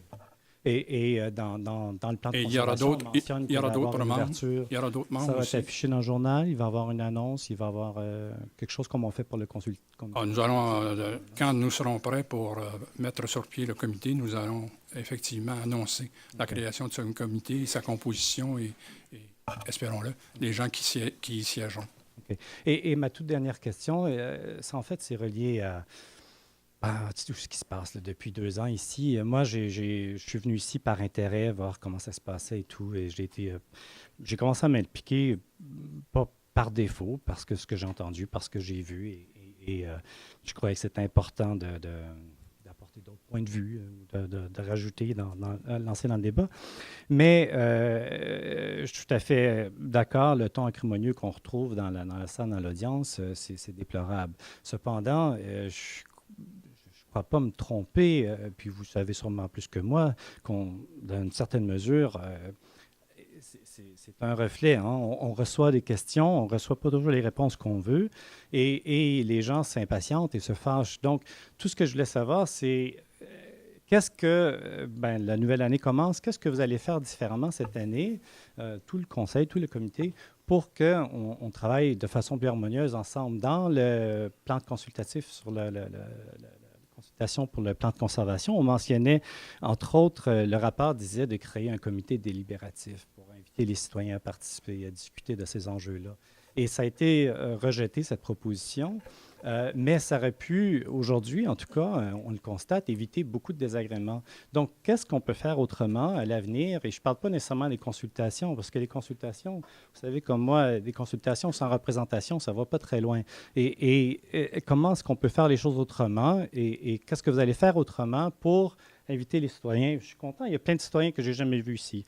Ils peuvent participer au débat, tout le monde peut participer au débat. Comment est-ce qu'on peut faire pour que tout le monde, ensemble, on travaille pour créer quelque chose de mieux pour nous et travailler, si nos intérêts, c'est pour la conservation, ou peu importe c'est quoi nos intérêts. Donc, qu'on ait l'opportunité, parce que présentement, vous êtes devant nous et c'est des faits accomplis, on nous dit qu'est-ce qu'il y en est et vous dirigez l'organisation. Il y a un membre de l'opposition, mais il n'y a pas vraiment d'opposition. Donc, qu'est-ce qu'on peut faire autrement? C'est ça la question. Et comment allez-vous faire pour tout changer ça, pour essayer de mettre ça sur un meilleur ton pour tout le monde? Merci. Je vous remercie. Madame Marie-Lou Allary. Il n'y a pas de réponse? Ben, vous me demandez à moi, mais il y a différentes parties qui sont impliquées par ça. Je ne suis pas le seul. Et avez-vous demandé à... Oui, je veux bien. Oui. Et ce n'est pas parce que je suis devant que j'ai tous les torts. Non, je n'ai pas dit ça, monsieur. Non, mais laissez-moi terminer. Vous permettez que je vous réponde? Vous permettez que je vous réponde? Pas les gens à l'ordre? Vous permettez que je vous réponde? Oui, s'il vous plaît. Alors, les différentes parties sont impliquées dans la situation qui prévaut à Saint-Bruno-de-Montarville et nous allons tenter le plus possible de faire en sorte que l'harmonie revienne, mais je ne sais pas trop encore quelles sont les avenues qui se présentent à nous, mais j'accueillerai volontiers les suggestions pour ce faire, si vous en avez de précises. D'accord? Peut-être une. Non, mais ce n'est pas le temps. On est à la période de questions. Je vous inviterai plutôt à communiquer avec moi. Ça me ferait plaisir de vous rencontrer et de vous voir. OK, ça, je vous en tiens. OK, très bien, merci. Merci. Madame Marie-Lou Allary.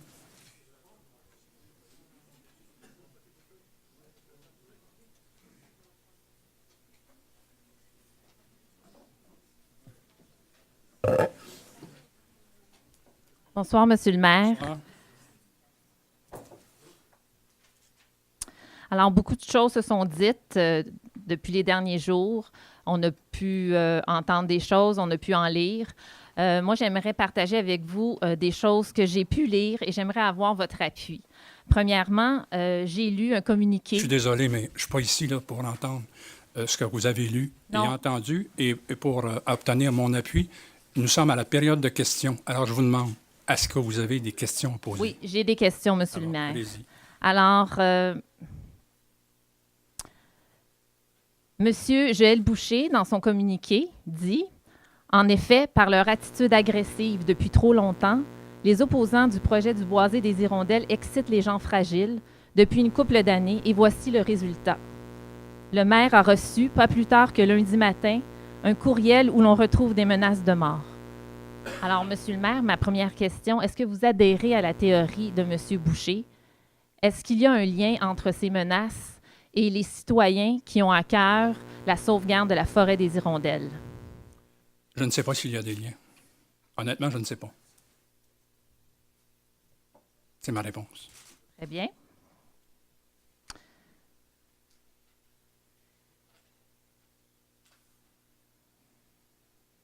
J'ai également lu dans une lettre publique publiée par M. Lamarre, le conseiller du district numéro 6. Je suis une citoyenne du district numéro 6.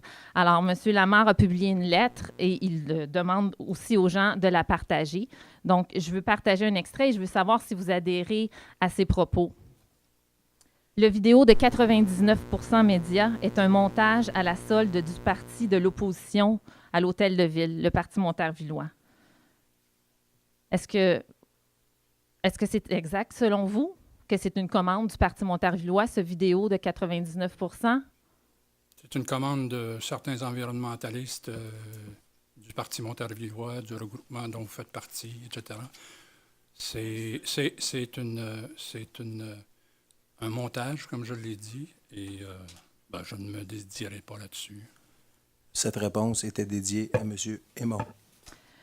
Ensuite, on continue. Monsieur Lamarre continue. Le maire n'a pas abusé. Il a plutôt utilisé les services de l'ordre pour expulser 4 citoyens durant l'année 2012, dont 2 fois le même.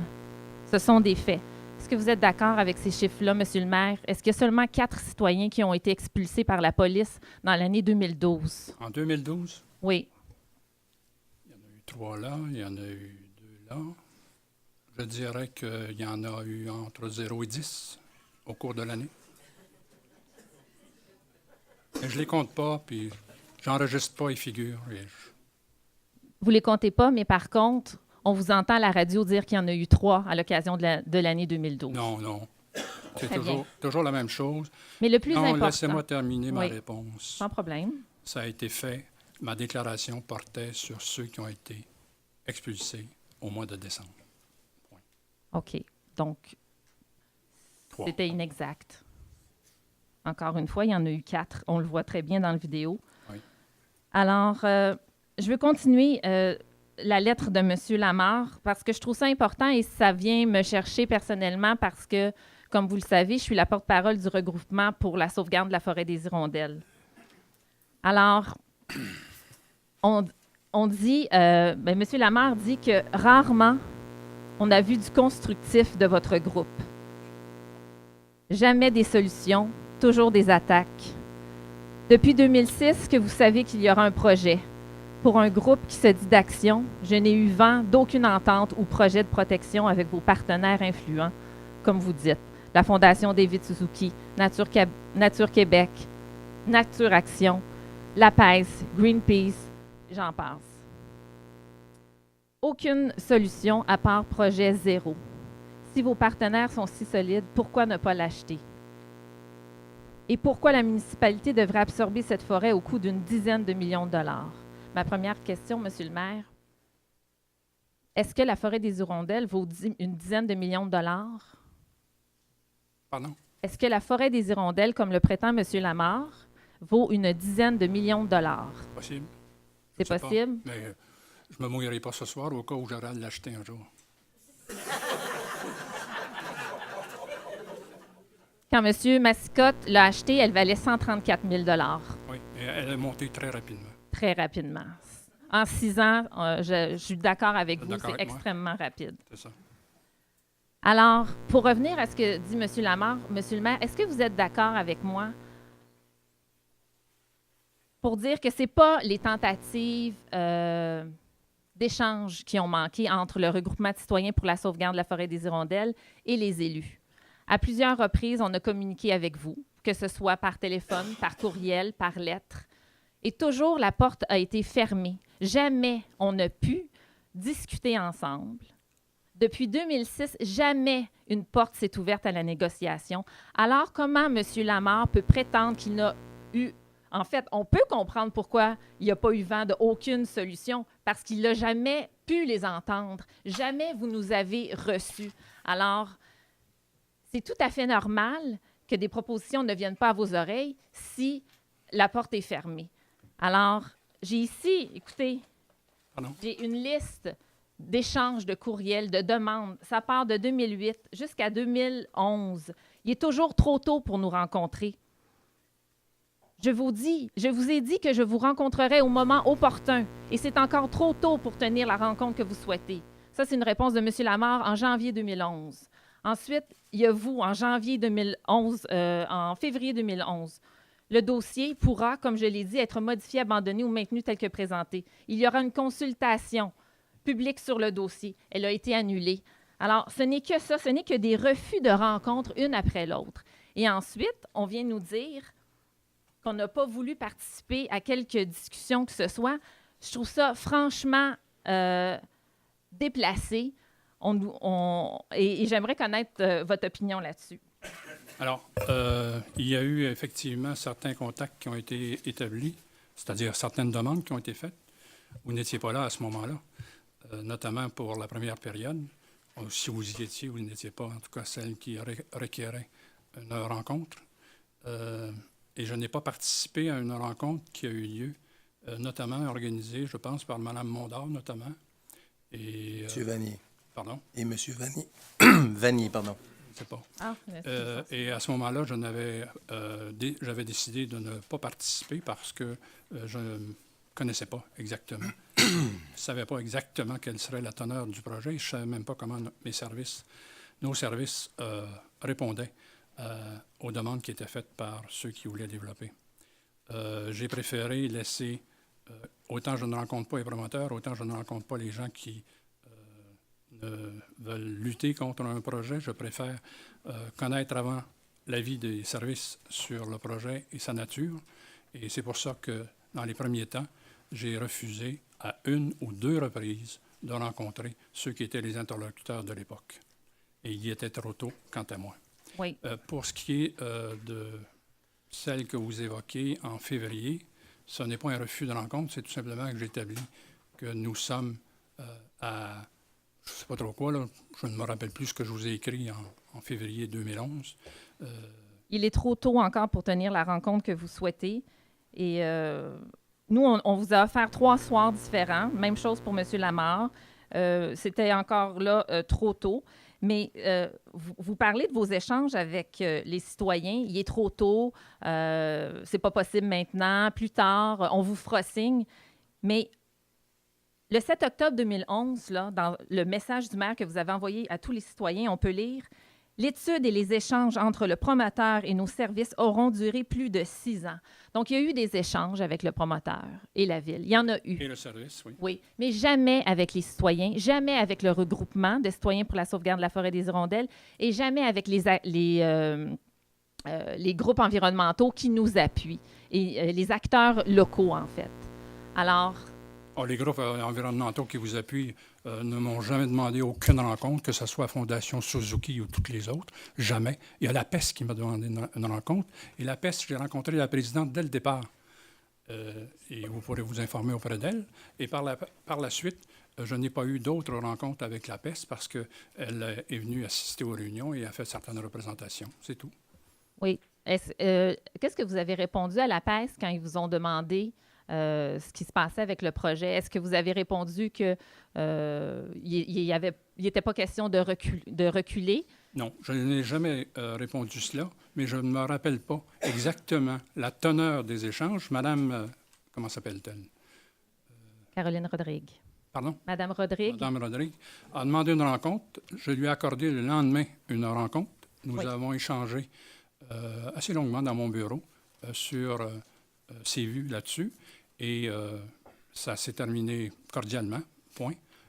Mais je ne pouvais pas, à ce moment-là, lui faire part exactement parce que, de toute façon, je ne le connaissais pas dans les moindres détails et même dans les grands détails, quelle était la nature de ce projet. Alors, voilà. Les organismes environnementaux qui ne vous ont pas envoyé directement d'invitation à une rencontre, c'est que c'est des gens qui travaillent avec nous et eux prennent pour compte... J'ai compris ça. Oui, mais eux prennent pour compte que nous, les citoyens de votre ville, allons être entendus. J'ai compris ça, qui travaillait J'ai compris ça, qui travaillait avec vous. J'ai compris que vous m'avez dit à maintes reprises que vous étiez capable d'établir des partenariats avec ces organismes-là et que vous seriez capable d'aller chercher même des fonds, mais j'en ai jamais entendu et vu la couleur. Mais ça, il faut accepter de nous rencontrer pour voir la couleur. Est-ce que vous voulez nous rencontrer? Vous ne m'avez jamais proposé quoi que ce soit à ce moment-là. Je me suis présentée ici à 3 reprises pour vous demander des rencontres. Ça m'a toujours été refusé. J'ai des témoins ici. Oui. Alors, étant donné qu'il y a toujours des arbres dans cette forêt, étant donné que le ministère n'a toujours pas accordé son certificat d'autorisation, parce qu'on est tous d'accord ici, les études que vous avez fournies au ministère à la base étaient incomplètes. Alors maintenant, à la lumière de ce qu'on connaît, à la lumière de ce que Dr. Enda vous a dit, à la lumière de tout ça, est-ce que ça serait possible pour le bien de tous, et je parle de votre administration, du promoteur, et de notre bien commun, de notre environnement, est-ce que ça serait possible de se rencontrer et de discuter de tous les nouveaux événements qui se sont produits, de toutes les nouvelles informations dont on dispose? Alors, vous avez vous-même dit qu'en plus de 6 ans, vous avez échangé avec le promoteur. On vous demande d'échanger avec vos citoyens. Faites-moi pas dire ce que je n'ai pas dit. J'ai rencontré le promoteur ici. 2 fois. C'est écrit ici, monsieur. Non, mes services... Non, mes services ont eu des rencontres avec le promoteur. Je n'ai jamais discuté avec le promoteur, autre que les 2 fois que je vous ai dit tantôt. Je n'ai pas dit personnellement. Je vous dis que l'administration rencontre le promoteur. Est-ce que nous, maintenant, ça serait possible de pouvoir s'entendre et de pouvoir discuter, de proposer nos solutions parce qu'il y en a. Et non, ce n'est pas vrai que la forêt des Hirondelles vaut 10 millions. Et non, ce n'est pas vrai que nous, ce que nous souhaitons, c'est que ce soit l'ensemble des Montarvillois qui payent pour cette forêt-là. Nous pensons que c'est la responsabilité du promoteur. Oui, d'accord. C'est lui qui a acheté un terrain avec des études incomplètes. J'ai compris votre question. Alors, est-ce que c'est possible? Non, ça n'est pas possible. Il est trop tard maintenant parce que nous en sommes à l'étape où le ministère doit se prononcer. Donc, nous allons il attendre. était trop tôt C'est et ça. maintenant, il est trop tard. C'est ça. Merci. Monsieur Jean-Claude Bergeron.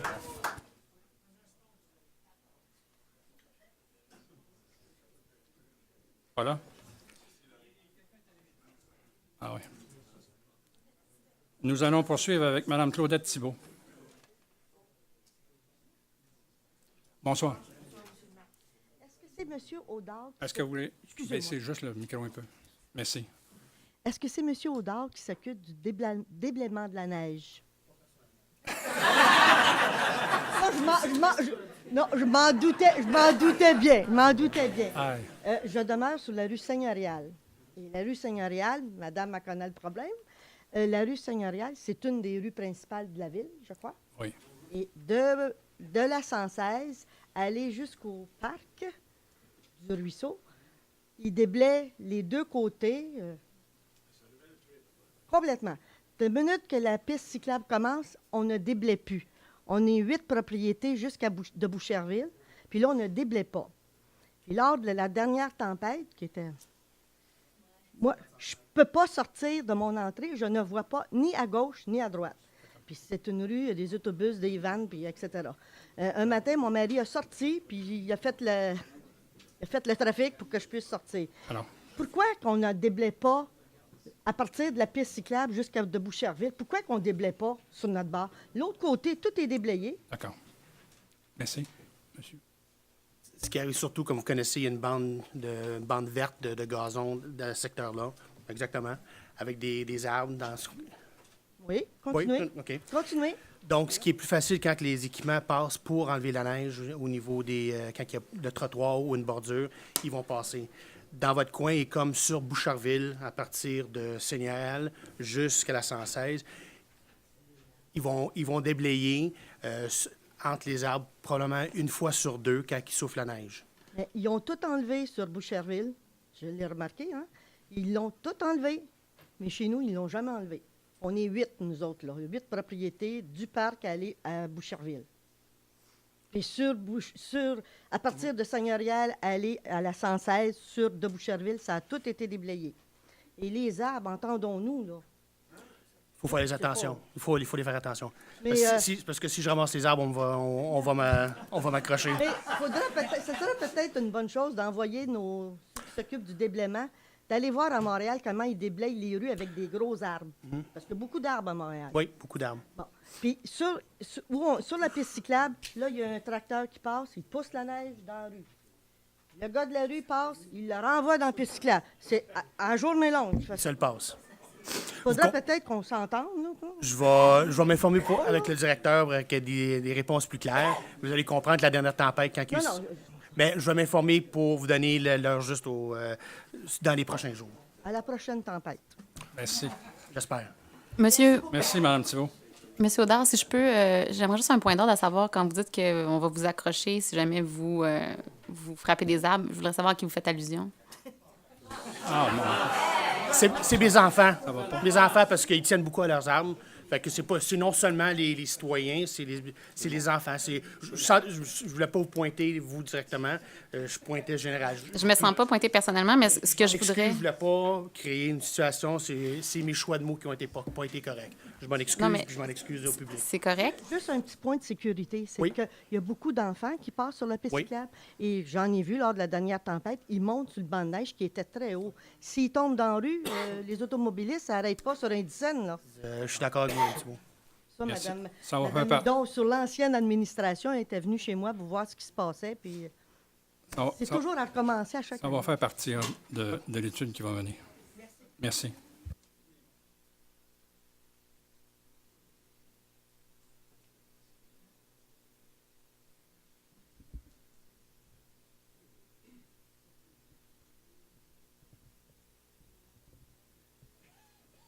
Bonsoir, Monsieur le maire. Bonsoir, messieurs, dames les conseillers.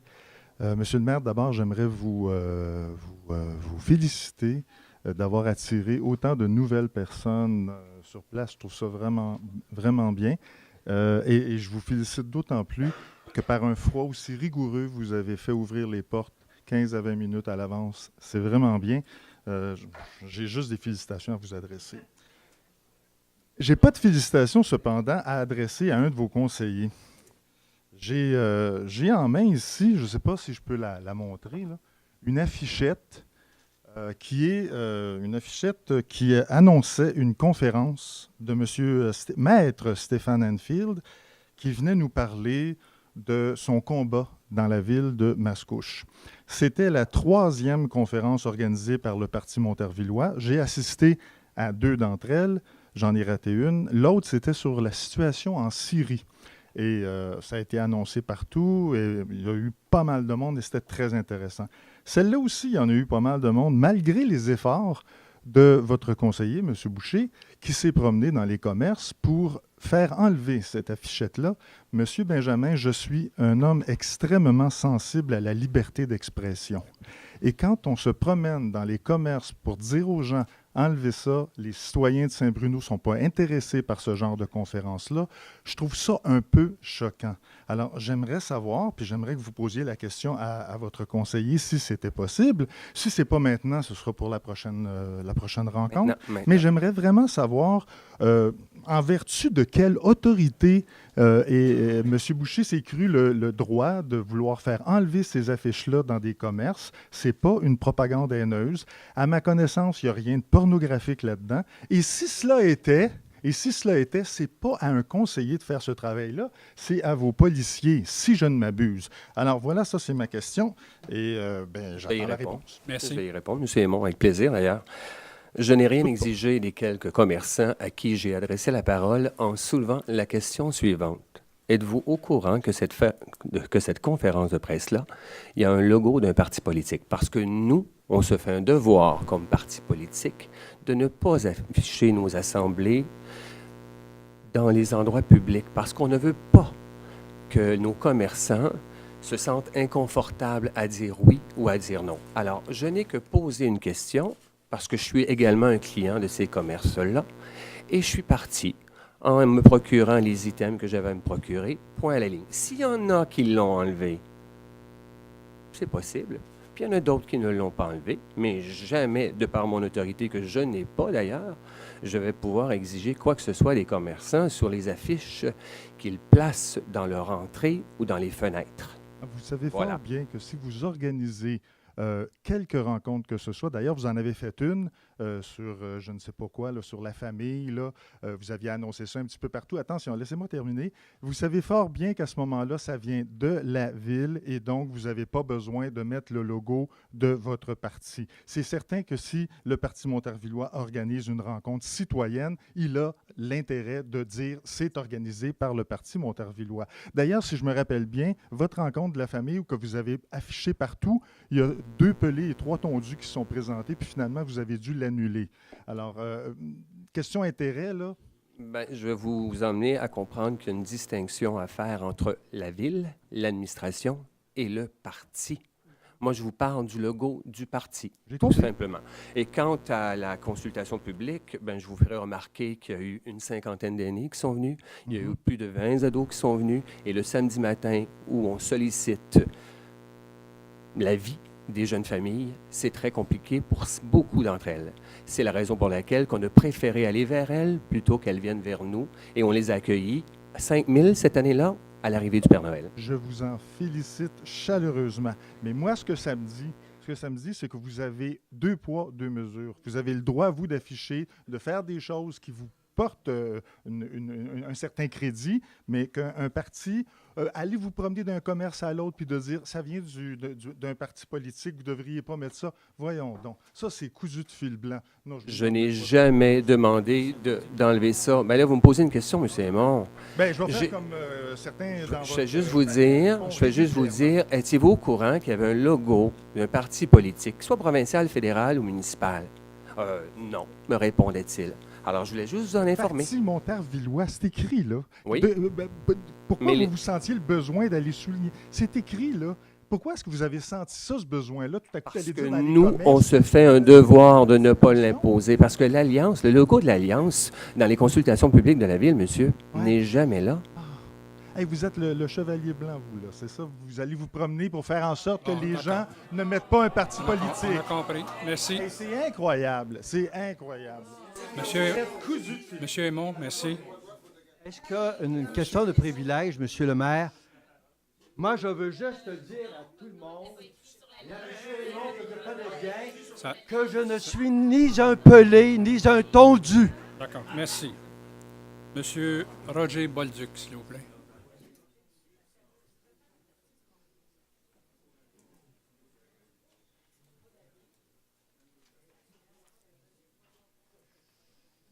Bonsoir.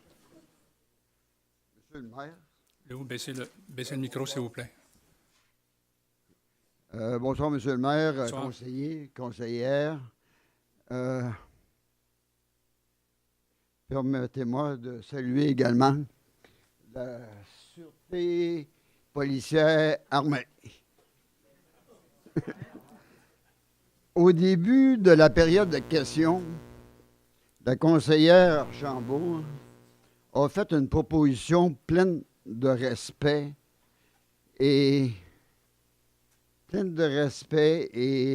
d'empathie pour les gens qui étaient dehors. Vous n'avez pas été capable de lui permettre de réaliser cette proposition-là. Ça, je ne veux pas le discuter. Par contre, à la prochaine réunion, et aussi longtemps que vous ne pourrez pas trouver la solution démocratique pour que ça se passe bien ici, tel que je vous l'ai souhaité lors de la rencontre des vœux de 2013, je propose que la réunion du Conseil ait lieu au centre Marcel Dulude.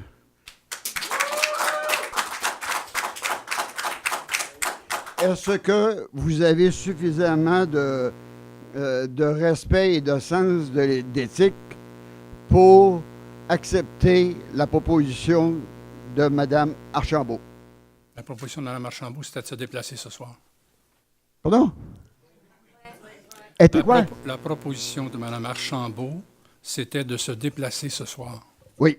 Ouais. Non, ben moi, je vous demande, est-ce que vous pouvez l'accepter pour les prochaines réunions? Nous verrons. On verra. Nous verrons. Ça veut dire quoi, ça, on verra? Nous verrons.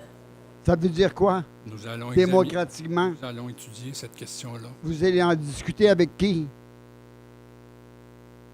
Non, mais... Avec qui allez-vous en discuter? Avec les membres de mon caucus. Allez-vous en discuter avec tous les conseillers et conseillères? Je demanderai l'avis de madame. De Mme Archambault? À sa satisfaction? Non. Je ne prendrai pas cet engagement. Alors, est-ce que vous avez une autre question? Plus ça change, plus c'est pareil. Oui, c'est ça. Est-ce que vous avez une autre question? Bien sûr. M. Bolduc. Bien sûr. Oui, bien sûr. Bien sûr. J'ai été estomaqué Maqué. de lire dans un journal local votre intention de construire un nouvel hôtel de ville pour Saint-Bruno. Ça permettrait peut-être d'avoir une salle plus grande.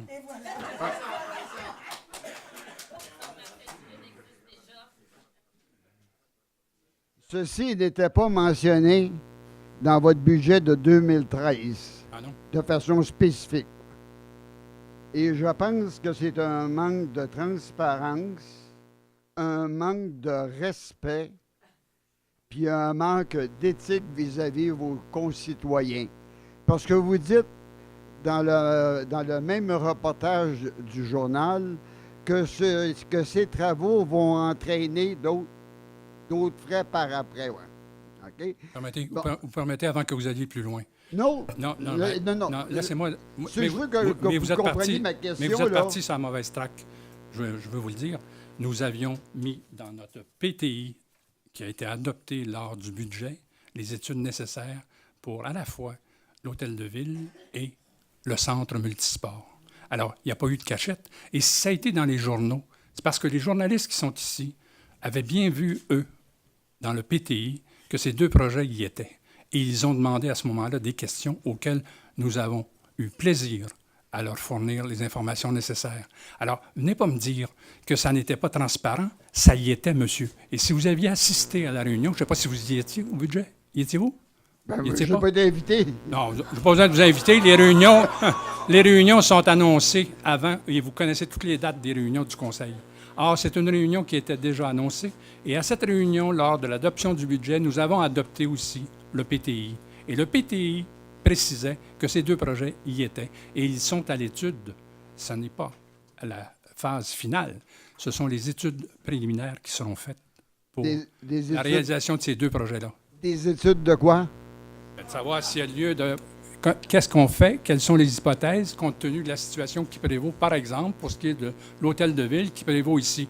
Vous regarderez les murs qui sont derrière vous et vous verrez dans quel état ils sont. Ils dénotent tout simplement que l'eau pénètre partout, que c'est infesté de X, Y, Z et que c'est devenu un édifice où il ne fait pas bon vivre. Monsieur le maire, pour la prochaine question, excusez-moi, là, vous n'avez pas été capable de sortir la ville de Saint-Bruno de l'agglomération de Longueuil où on envoie la moitié de nos taxes. Exactement comme si nous étions une moitié de ville. Et maintenant, vous pensez à construire une nouvelle ville. Pour tous les gens avec qui j'ai parlé, il n'y a pas une personne actuellement qui est d'accord pour cette nouvelle hôtel de ville à Saint-Bruno. La première chose à faire, je vous demande de la faire, et c'est ma question, avez-vous le courage de mettre ce projet-là sur la glace jusqu'à ce que on fasse une étude des besoins, des alternatives, des avantages et des désavantages? D'accord. C'est pas nécessaire d'avoir les employés tout au sous-sol de l'hôtel de ville, là. Si vous voulez avoir un monument là, à Saint-Bruno, là, on va vous faire une sculpture à votre effigie, mais elle va être en glace. Elle va être en glace. Oui, c'est bon. Oui. Alors, M. Bolduc, sur la glace, mettre sur la glace, ça ne prend pas du courage. C'est trop facile, ça, de mettre sur la glace. Ce que nous allons faire, c'est ce que vous réclamez dans la dernière partie, ce sont les études qui sont nécessaires. Et il ne s'agit pas d'avoir un monument pour qui que ce soit pour cet hôtel de ville. Il s'agit tout simplement d'examiner s'il y a lieu de procéder à la construction d'un nouvel hôtel de ville ou de transformer celui-ci. Or, nous savons déjà que transformer cet hôtel de ville ici coûterait une somme astronomique. Et avant d'injecter de l'argent pour faire cela, nous allons examiner les alternatives plutôt que de se plonger tête baissée dans ce qu'on appelle la reconstruction du vieux. Or, quand on reconstruit du vieux, ça coûte toujours plus cher que ce qu'on en avait prévu. Or, on en est à plus de 3 millions pour mettre aux normes cet édifice-ci.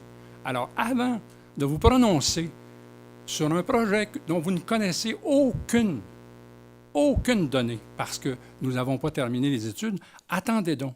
Nous allons terminer les études et nous allons vous faire savoir les résultats de ces études et nous prendrons la décision après cela. OK. Est-ce que cette information-là va être présentée au public dans une réunion publique où tout le public va être informé? Nos réunions sont toujours publiques ici. Hein? Et nous présentons les projets. Dans une petite salle de même, il y a bien plus de monde que ça qui sont intéressés à Saint-Bruno. Nous allons prendre les moyens nécessaires pour informer sur la situation qui prévaut. Mais avant de ce faire, nous allons faire des études pour savoir ce qu'il en est exactement. Je vous demande de le faire dans une salle qui est suffisamment grande pour que tous les citoyens puissent y assister. Bien sûr. Ouais. Compte tenu de la nature du projet, compte tenu de ses impacts budgétaires, vous pouvez être certain qu'il y aura une consultation des citoyens sur cette question-là, comme sur celle du centre multisport. Mais le centre multisport, vous n'en parlez pas, celui-là, il est un peu mieux accueilli. Parce que déjà, les gens ont trouvé que d'injecter 400 000 $ par année dans la location de l'hôtel de ville à la commission scolaire, c'était peut-être pas la meilleure des mesures. Et cela, c'est mieux accueilli. Quand je vais chez le barbier, comme vous allez chez le barbier, j'entends parler des gens, effectivement. Et sur l'hôtel de ville, il y a une donnée qui leur échappe toujours. Et celle-là, quand on leur donne, ils commencent à réfléchir un petit peu plus intelligemment. Quand on leur dit que ça coûte environ 3,5 millions pour le moins de mettre aux normes cet édifice-ci, là, ils commencent à se demander si ça ne vaut pas le coup de regarder d'autres alternatives. Et c'est ce à quoi nous allons nous employer, monsieur. Je comprends, monsieur je vous souhaite, le maire. je vous comprends. Je vous souhaite, moi aussi. Je comprends, mais vous limitez les études à un petit domaine bien étroit. Lequel? Moi, ce que je veux dire... Lequel? Qu'est-ce que vous dites? Lequel? Je le limite à quoi? Non. Je le limite à toutes les hypothèses. Je le limite à toutes les hypothèses. Et je veux savoir c'est quoi la situation dans cet hôtel de ville-ci et deuxièmement, quelles sont les alternatives. Et vous pouvez être assuré qu'on n'aura pas qu'un scénario. Déjà, on me dit qu'on est capable d'arriver avec plusieurs scénarios possibles. On verra. Je vous remercie, M. Bolduc. Merci.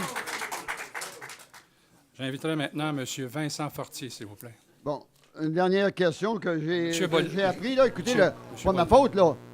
La directrice, ou la directrice, je ne sais pas c'est qui a apporté les feuilles tantôt, là. On m'a pas ça, puis là, je dis ça, là.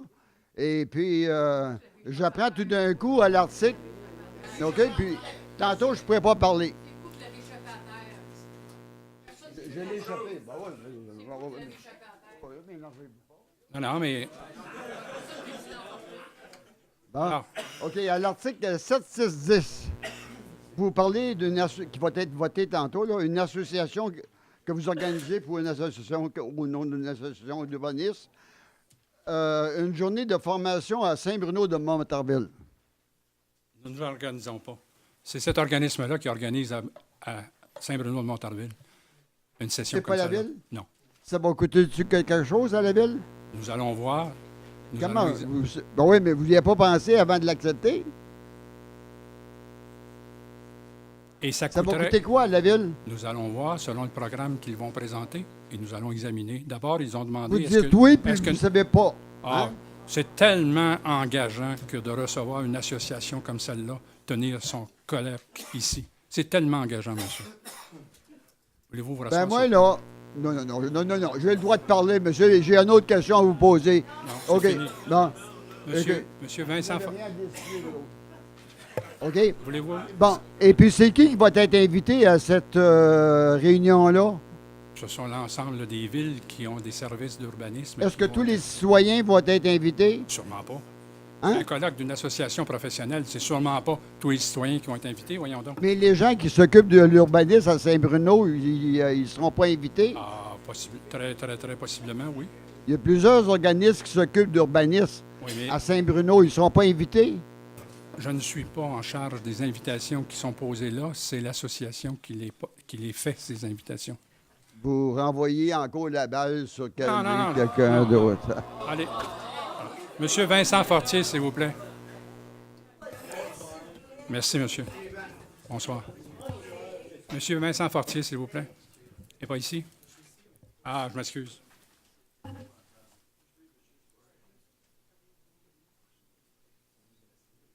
Fortier. Oui, bonjour. Mon nom est Vincent Fortier. Je suis un nouveau résident de Saint-Bruno-de-Montarville. Ça fait moins d'1 an que j'habite ici. Et donc, c'est ma première visite au conseil de ville. Première fois, évidemment, que je prends le micro. C'est assez, excusez-moi, bon français, assez rock'n'roll. Je suis content d'avoir pu rentrer, puisque j'ai été le 95e tantôt, de sorte que je me suis gelé un petit peu les pieds pendant une dizaine de minutes, mais c'est pas la fin du monde. Cela dit, j'aurais 2 questions, monsieur. Je m'adresse à vous, monsieur le maire, monsieur Benjamin. 2 questions. Si vous permettez, je vais les poser en rafale. Après ça, je vous écouterai, là. Ça vous plaît. Écoutez, la première question, parce que moi, j'ai pris un peu connaissance via les journaux locaux à partir du mois d'août dernier à peu près, d'un certain vent d'opposition lié à la forêt des Hirondelles. Et bon, j'étais au courant vaguement, je connaissais plus ou moins les tenants aboutissants, mais peu importe, le temps a passé.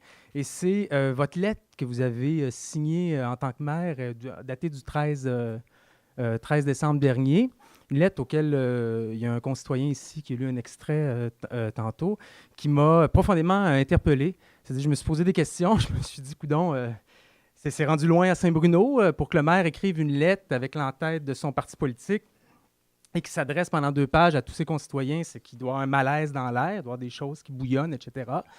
Et ça va de soi que la référence au mouvement fasciste, là, moi qui enseigne l'histoire des idées, notamment le totalitarisme, ça m'a un petit peu surpris, mais quand même, je peux comprendre qu'il y a des formules rhétoriques qui peuvent être intéressantes parfois. Et inquiétez-vous pas, ma question arrive. Après ça, début janvier, je sais pas, 5-6 janvier à peu près, il y a à peu près 2 semaines, j'ai lu une entrevue que vous avez donnée au journal Le Versant. Je ne pourrais même pas dire si c'est Saint-Basile ou Saint-Bruno, là, à quel point je suis un petit nouveau ici. Le journal local Le Versant, si ma mémoire est bonne, dans lequel on vous expliquait finalement la présence des policiers, etc., pour assurer, et c'était un de votre principal argument, pour assurer l'ordre, mais surtout le décorum.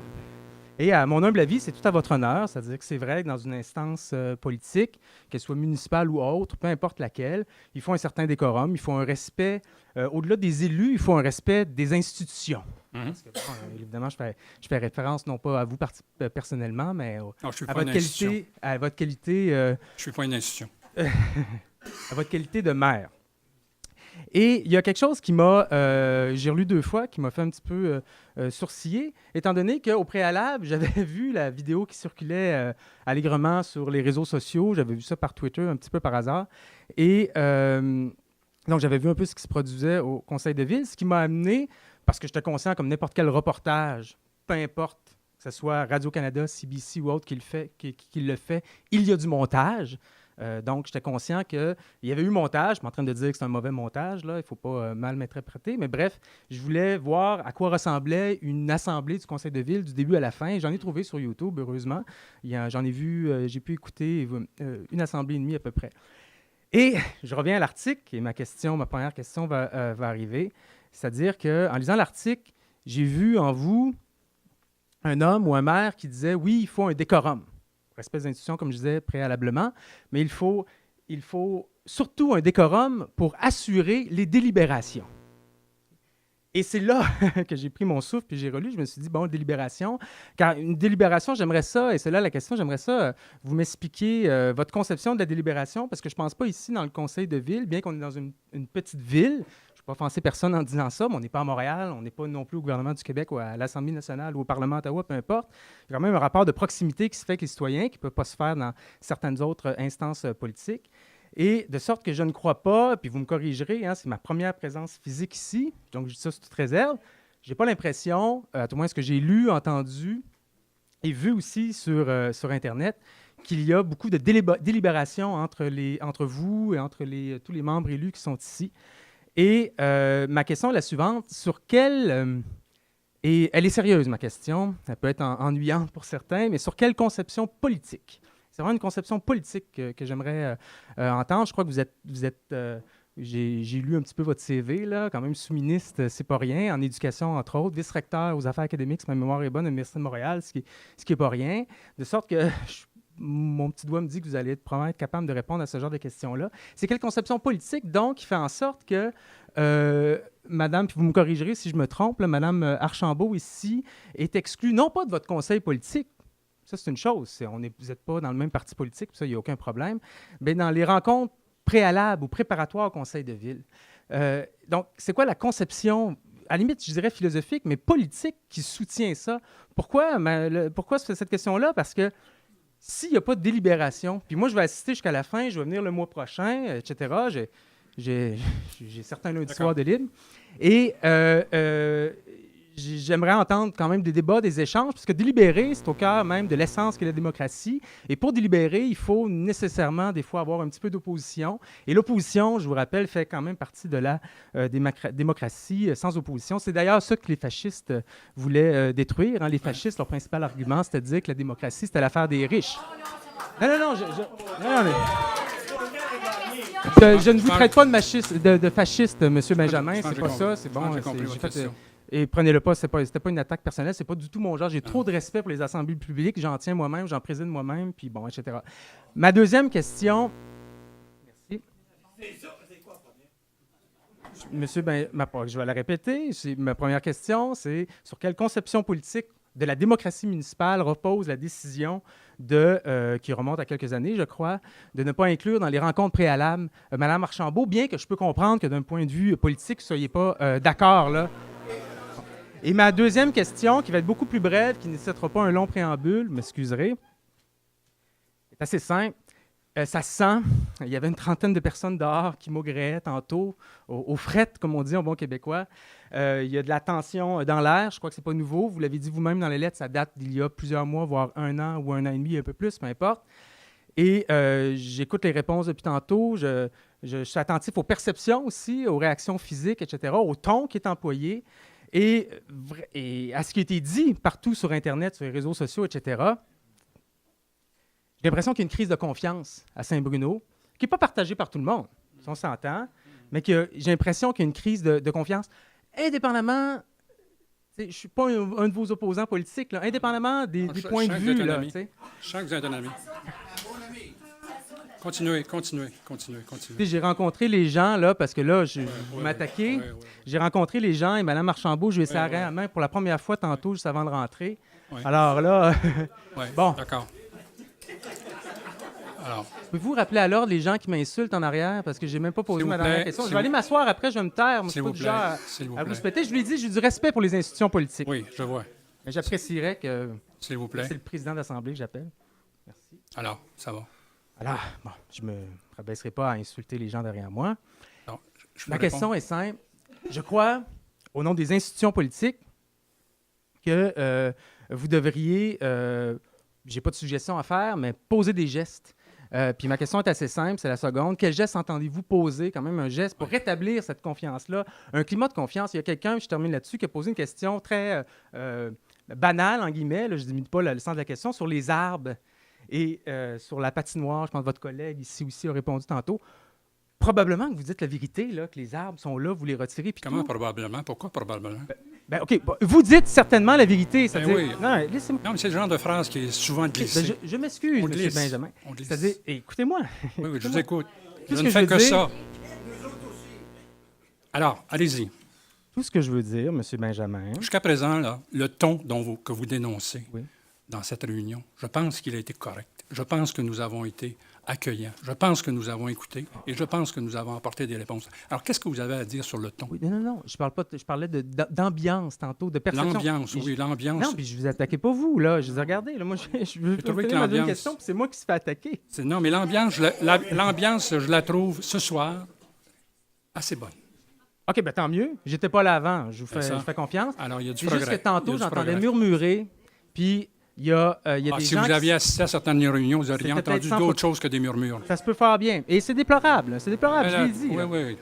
C'est-à-dire que tout ce que je veux dire, c'est qu'il y a des gens qui ne semblent pas vous croire et que j'ai aucune raison de croire que vous ne mentez pas sur la question des arbres. Et tout ce que je veux dire, c'est que ça dénote quelque chose. Ça dénote un certain bris de confiance. Et je crois que vous en concluez, vous. Vous en concluez qu'il y a un bris de confiance.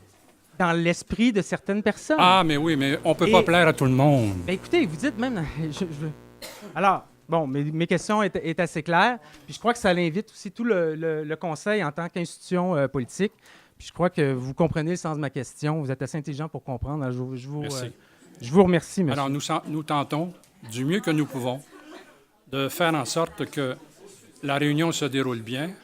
Pour ce qui est de votre première question qui était posée, pour ce qui est de ma conception politique par rapport aux membres de l'opposition qui ne participent pas à notre comité qui s'appelle le caucus, je vous réponds tout simplement que je n'ai jamais vu dans quelque système politique que ce soit, sauf quand on est à Montréal, par exemple, où il n'y a plus personne qui est membre d'aucun parti et où tout le monde se réunit dans un comité exécutif comme si c'était tous des amis et des copains.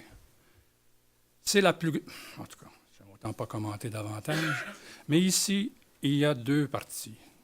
Il y a un parti majoritaire et un parti minoritaire.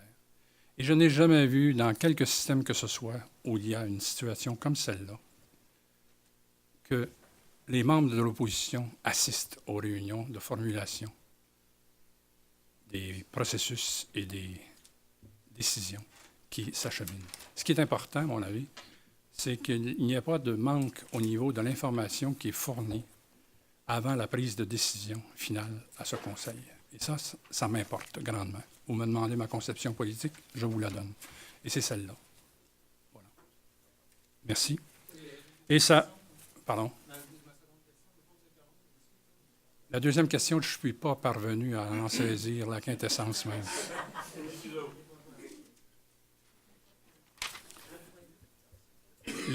Vous vous êtes fondé sur la lecture d'un certain document. Vous avez le droit. Mais je pense que, effectivement, ça n'était pas des bonnes sources pour porter des jugements ce soir. Je vous remercie. La période de questions est maintenant terminée. Monsieur le maire. Nous en sommes au dépôt de documents. Une demande spéciale. Je suis la 96e personne qui attendait dehors. Il y a 2 personnes qui ont quitté et je suis la 2e personne qui a pu rentrer. J'ai une seule question. Ça va être 1 minute et 30 secondes et c'est pour l'ensemble des conseillers municipaux. Le micro. Allez-y. Merci. Et c'est la dernière, toutefois. Pardon? 1 minute et demie. Vous êtes monsieur? Bonsoir, Monsieur le maire et chers conseillers. Je suis Robert Mercier et ma famille est arrivée à Saint-Bruno en 1952. Je suis propriétaire d'un terrain situé dans le parc industriel de la ville du côté ouest de l'autoroute 30, au coin de Clairvue. Oui. Notre voisin immédiat est la famille Van der Zaan. M. Antoine Van der Zaan est dans la salle ce soir. Elle aussi est établie à Saint-Bruno depuis des décennies.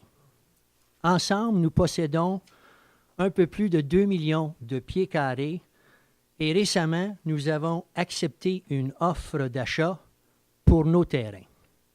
L'acheteur, une société très connue au Québec et au Canada, désire faire construire son nouveau siège social et son centre de distribution. C'est un projet d'une valeur de 70 millions de dollars, un projet LEED Platine, très respectueux de l'environnement, et j'estime que le revenu de taxation pour la ville tournerait autour de 1,5 million à 2 millions de dollars par année. Le projet, c'est pour cette année, donc les revenus vont être instantanés et puis pour le prochain 100 ans.